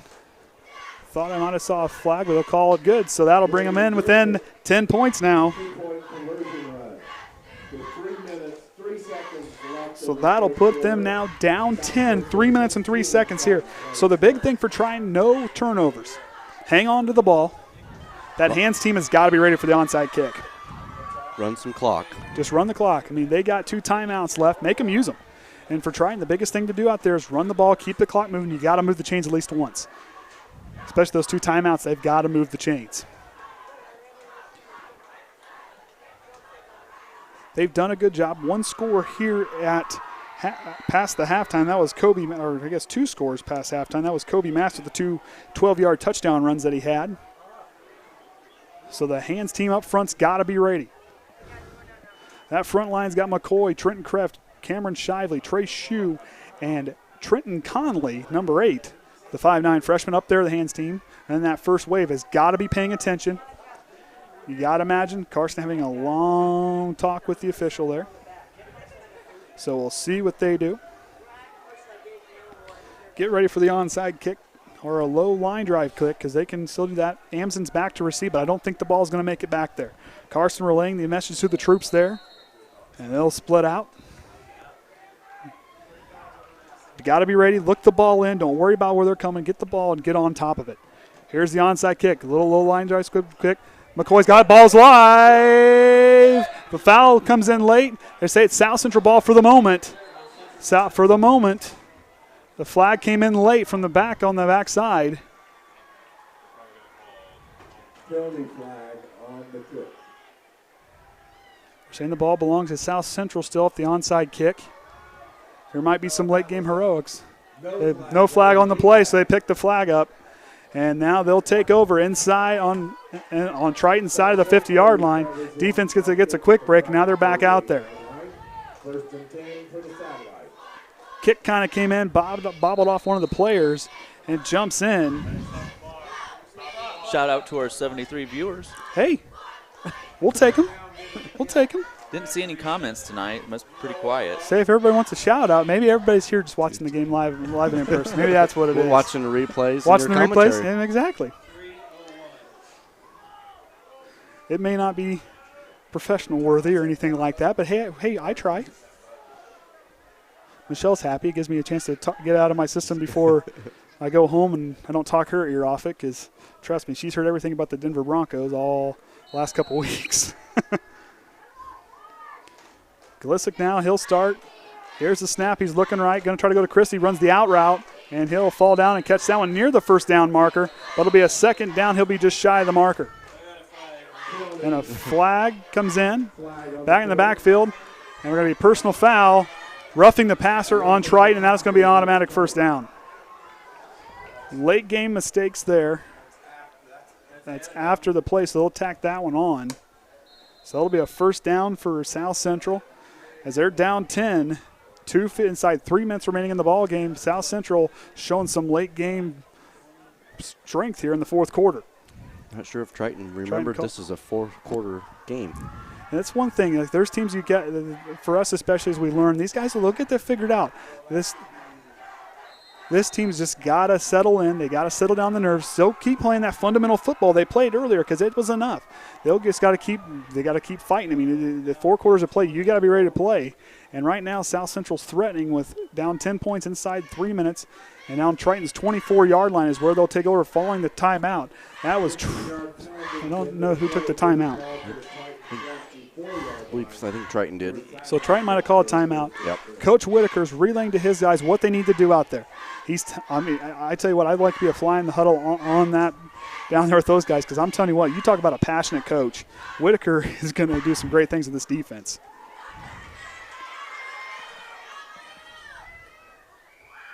A lot of good assistance on this staff. Don't let it fool you. Like I said, they got a great team. There's no doubt in my mind this team can turn some heads and play some serious football down the stretch. But they got to be ready to go. They got to fight hard, because the teams they're going to face in our conference, they're not bad. There's teams that are improving. Like I said, Winnemac and Culver might shock you this season. Although Winnemac lost, I believe they lost to Knox tonight. They played them a little closer than some thought, I believe, if I heard that right earlier. But like I said, they got Compton, an up-and-coming pretty good quarterback for Winnemac. But Knox has some players. Usually has quite a few out. But, Triton's got to be ready to play. And right here's a test. How they can come up late and clutch performance on defense is where they're going to have to stand tall. Mulligan's back there in the backfield with Glissick. Here's the snap. He's got some blocking. Tries to go up over the top to Christie, and he pulls it in. Holy cow, 24-yard strike from Glissick to Christie. And now they're going to be within 4 points. Yeah, the Knox-Winnemac game went final. Knox 27, Winnemac 0. So it wasn't as 27-0. So I must have heard a different score. My bad. But like I said, don't sleep on Winnemac. Knox is going to be a pretty good team. Pioneer, of course, losing to Cass tonight. So that first loss they've had in a couple years. State championship a couple years ago was the first loss they had. So now they're going to go for 2 here. We'll see what happens. Glissick. He'll try the quarterback keeper and go right. See if he can find the edge. And they can't seal it off, and he'll get in. And that'll bring them now within 2 points with 2:48 remaining in the ball game. So barn burner here for Triton on opening night.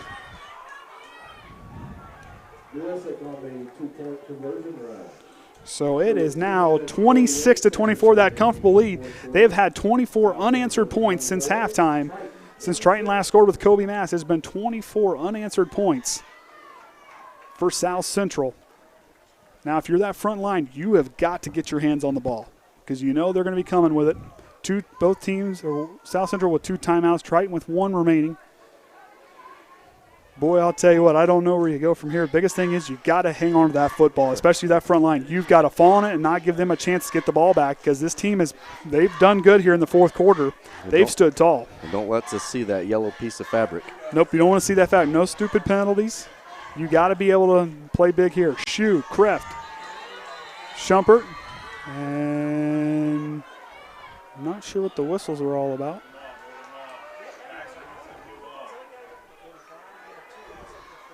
So got to get ready here, get the hands team, everybody. They're going to move everybody up. Now, another thing to keep an eye on, they can pop it right up over that line, too, and get down there if they have enough time. Carson's going to kick. 2:48. Got to be ready to go. Get the communication out. Get talking. Watch what's happening, because they're going to go up and kick the ball. So here we go. A lot of communication down there. Get ready. Get your hand on the ball and fall on it. This could mean the ball game. Karsten. Low line drive kick. It's up. And good job.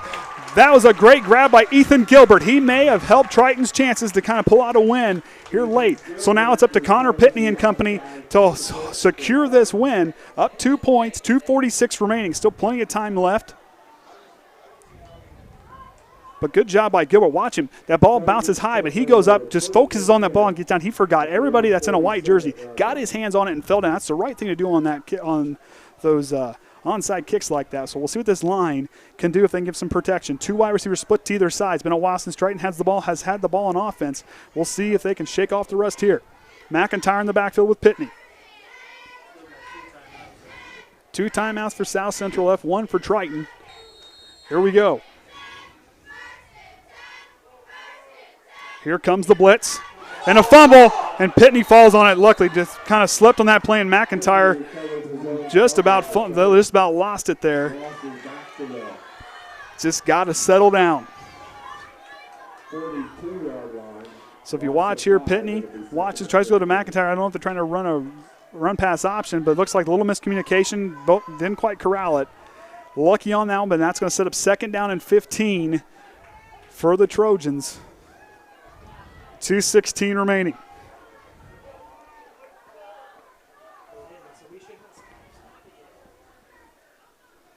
Three wide receivers out to the left, one on the near side.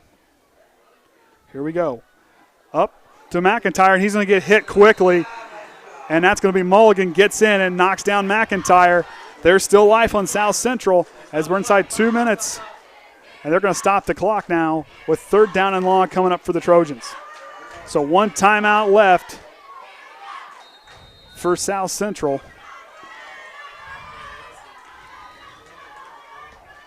So bring everybody up.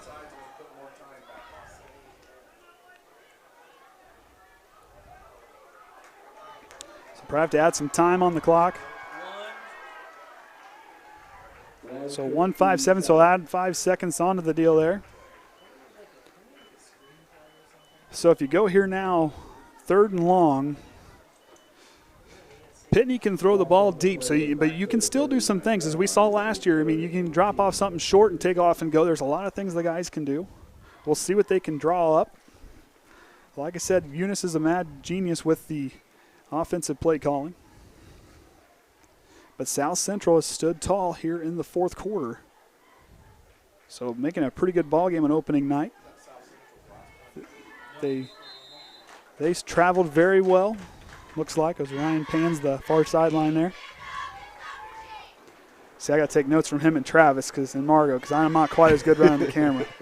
It takes a little bit. It takes a little bit of doing. I mean, I had to. And you had some pretty good talent that you filmed for that regional game. Hey, I did. I had some talent there, and I did the Summerfest pageant, so Ryan's let me do a little bit more. I'm graduating. Here we go. Pitney, 3rd down and long. Here comes the pressure. Tries to go up deep. Double coverage to Shumpert, and he can't haul it in. But they're going to call in. What are they calling?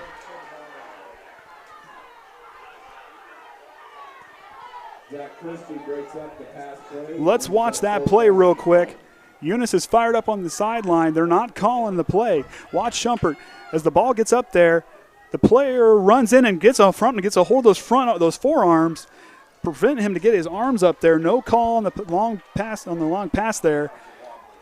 So 1 minute 50 seconds remaining. We'll see what this special teams can do.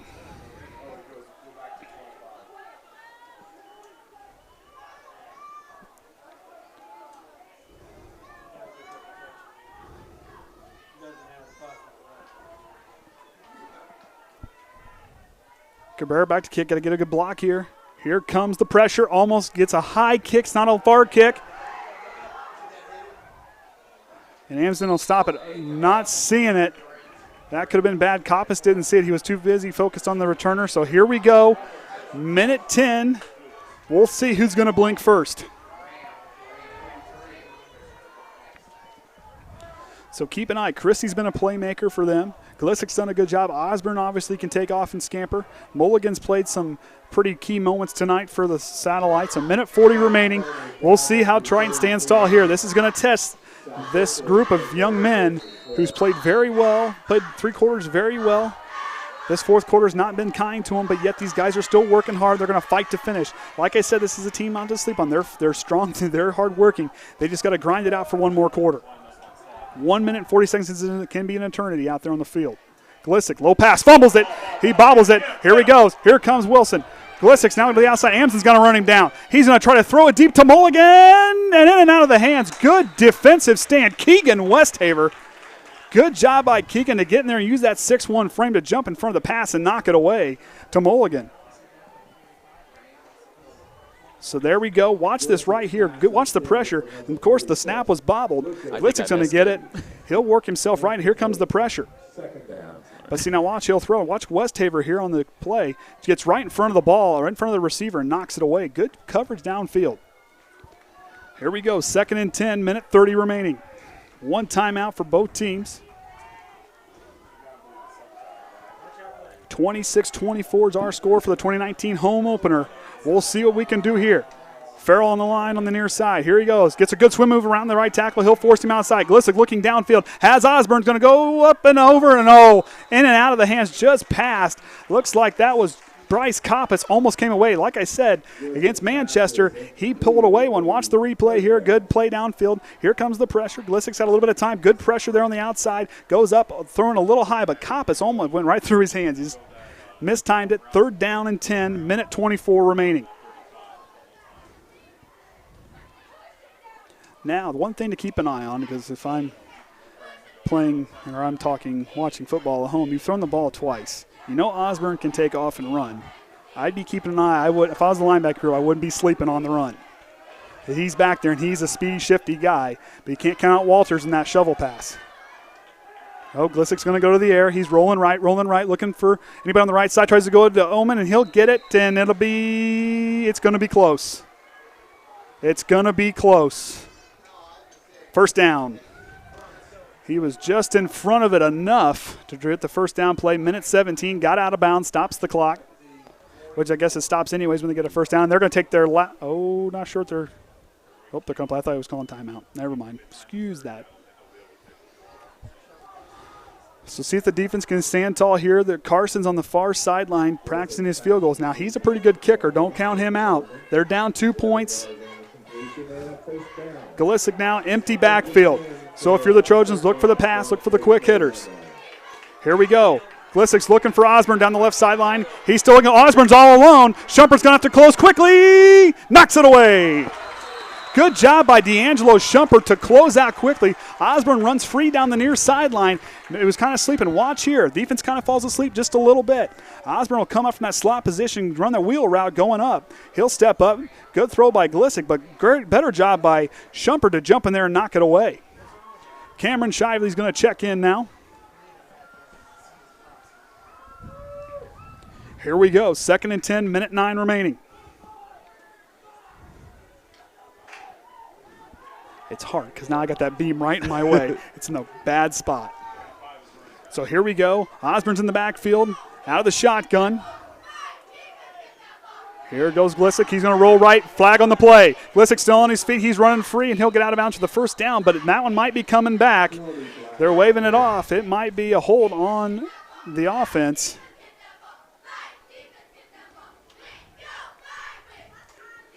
So we'll see here.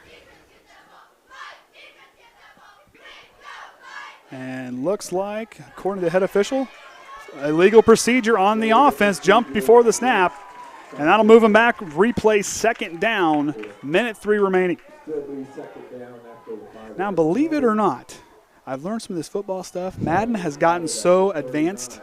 I've learned more how these plays work and what certain routes and stuff like that. I've learned a lot from that game, believe it or not. I don't play all the time, but enough to learn. And tell you what, that helps you out broadcasting.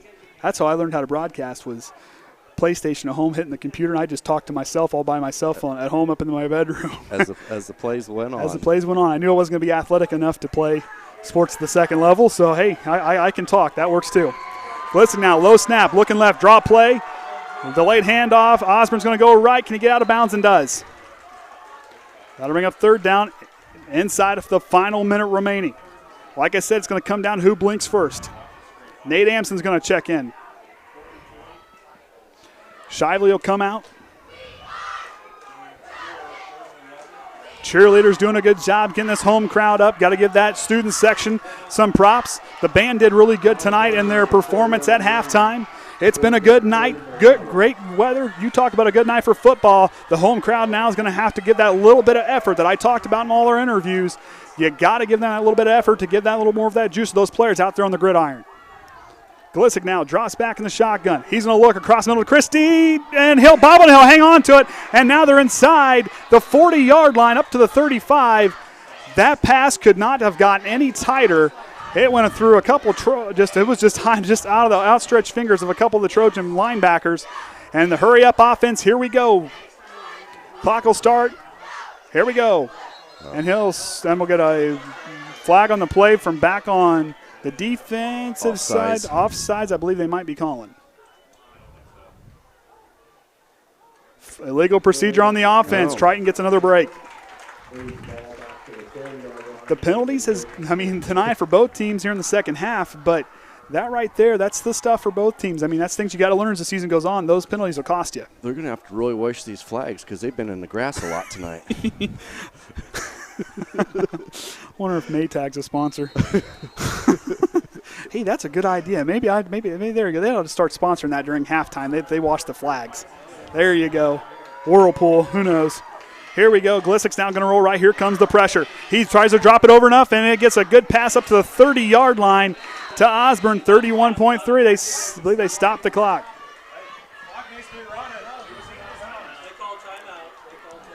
South Central calls timeout. 31.3. They have no timeouts left. So for Triton here, Karsten, the kicker, is a senior. He's got a pretty good leg on him. So it'll be a 40-yard kick if they try to decide to kick it. But yet, 2nd and 5, they still have time to, if they get a first down, the clock will stop. So Triton's going to stand tall here on defense. You talk about making a play when it counts. The fourth quarter, 31.3 at home. You only get 4 of these this season. You got to make them count. These guys here, this is the point where you got to separate the men from the boys. And right now, Triton is going to have to answer that call on defense. They need a big play from that line or that coverage out in there in the secondary. It's got to be ready. You know they've been throwing it. You've got Whitaker's down there controlling, telling these guys what they got to do. This defensive front, like I wrote down on a lot of my notes, is going to be a tough group. Right now is when they're going to stand tall. You got some good guys on the line. We'll see if they can get any pressure off that line. Get ready for the linebackers. That defensive backs are going to have to be ready. They're cheating up. Here's the snap. Glissik rolls left. He's looking for Christie. Here they go. 35's wide open back in the end zone. Doesn't see him. He's going to run out of bounds. They had Osborne wide open in the end zone. That's a first down. So the clock stops there. He got outside. 1st and 10. So that's now well within Karsten's range. 23.3 seconds remaining. So now they can get out. So they'll get up to the 18-yard line. So I guess 1st down and 10. Here they go. Now here's the kicker. If they don't get out of bounds or a first down, the clock will be rolling. You're going to have to run out and set and kick. That's not easy to run out there and do that. It doesn't work real well. They have no timeouts. For Triton here, they need to force something. They've got to make a big stop here to knock them out. Glissik rolling right, looking deep. Tries to go to the corner. Oh, overshoots the guy. It'll be incomplete, 16.2. But there's a flag here on the near side.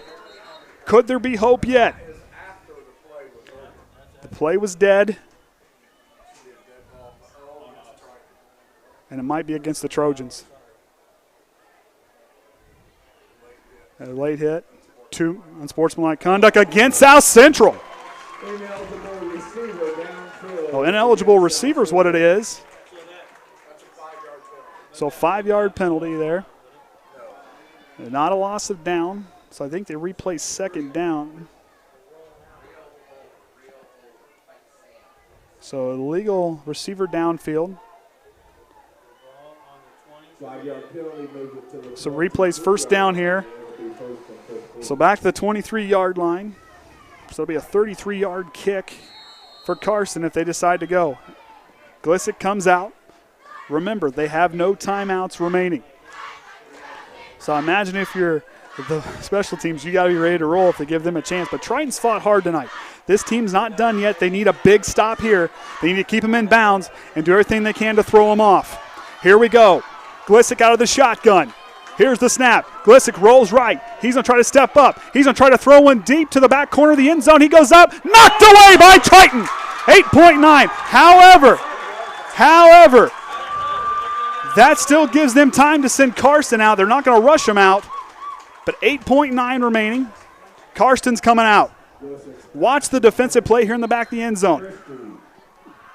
Glissik goes up.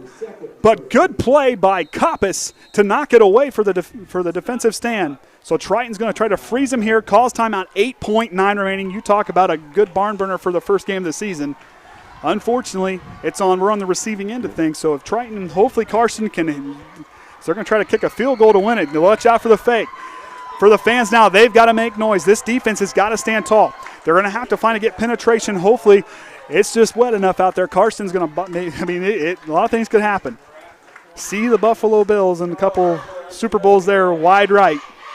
They don't like that up there in that city, according to the documentary from ESPN. So, but there still could be plays. There could be a fake roll around, a quarterback throw. There's Look at who's going to be doing the place holding. If it's Glisick, which he's still out there, he could roll out and throw the ball. Look where the position's at. So they're going to try to kick it. They're going to do it from their own 30-yard line. So this is going to be a 40-yard kick. Whoa, whoa, whoa. Okay. So here we go. There we go. Make all the noise you can. Karsten now is going to try a 40-yard kick. Glisick back to hold. Triton's going to see what they can do here. Karsten for the win. Shots up. It's wide right. Triton's going to win it. Triton's going to win it. 26-24. Kick is wide right and not enough distance. The ball game is 3.4 remaining. All Triton's got to do out is go in victory formation. This team stood tall. Big defensive stands there. Karsten missed it. But I'll tell you what, South Central, there's a lot of heart in those players. These guys, it's a hard-working bunch. I mean, this victory was hard-earned by Triton. And this stuff here, watch the kick. Goes wide right, good pressure. If you watch here on the snap, the fans were going crazy. Low kick, got the snap down, but it was just not enough leg and Y off right. And Triton's going to go out for victory formation. The senior Pitney will kneel it down. And Triton starts the season off 1-0. Hard-earned victory. 26-24 is the final. Triton comes out on top. Great game here tonight. You talk about a hard-fought group. This crowd was into it. I'll tell you what, that crowd was a big factor. That last drive, I mean, Triton stood tall. This defense stood tall. Whitaker had his guys ready to go. Of course, there were some mistakes, give that here, but this was a hard-fought game. Two evenly matched teams in my book athletically. Count out South Central. You talk about them. They made some good plays. They fought hard during the fourth quarter. Triton's got to go back to work and get ready for a tough LaVille team that they'll face next week at their place. As we said earlier of the season, you'll be at LaVille. Then we'll host Caston and Bremen, travel out to Culver, then go to Pioneer, at home against Judson, and then finish out at Knox and Winnemac before the sectional play. So tonight we talked about the plays earlier in the game. We had Pitney to Amsden for an 8-yard touchdown pass. McIntyre had the 2-point conversion, put them up 8-0. Pitney then to Cabrera for a 21-yard strike to put them up 14-0. And then you go into earlier in that first, you had an interception by Shumpert, a tackle for Trenton Kreft with a forced fumble, and Hunter McIntyre picked it up. Jocob Wilson had a pretty big sack there in the first half. Then you go into the second, there in the third quarter, Koby Mast had two 12-yard touchdown runs to put them up 26-0 at the third quarter, but then there was 24 unanswered points by South Central with a Glisick to Christie touchdown, 10-yard touchdown pass. Then, of course, Osborne runs it in from 15 yards out there. They convert all their 2-point conversions. And then it was another strike, a very, very, very good pass from Glisick to Christie for 24 yards. They converted that one, and that's where it ends out for Triton here. Starting off 1-0. We'll be at LaVille next week. Tune in for that one. We'll see you next time.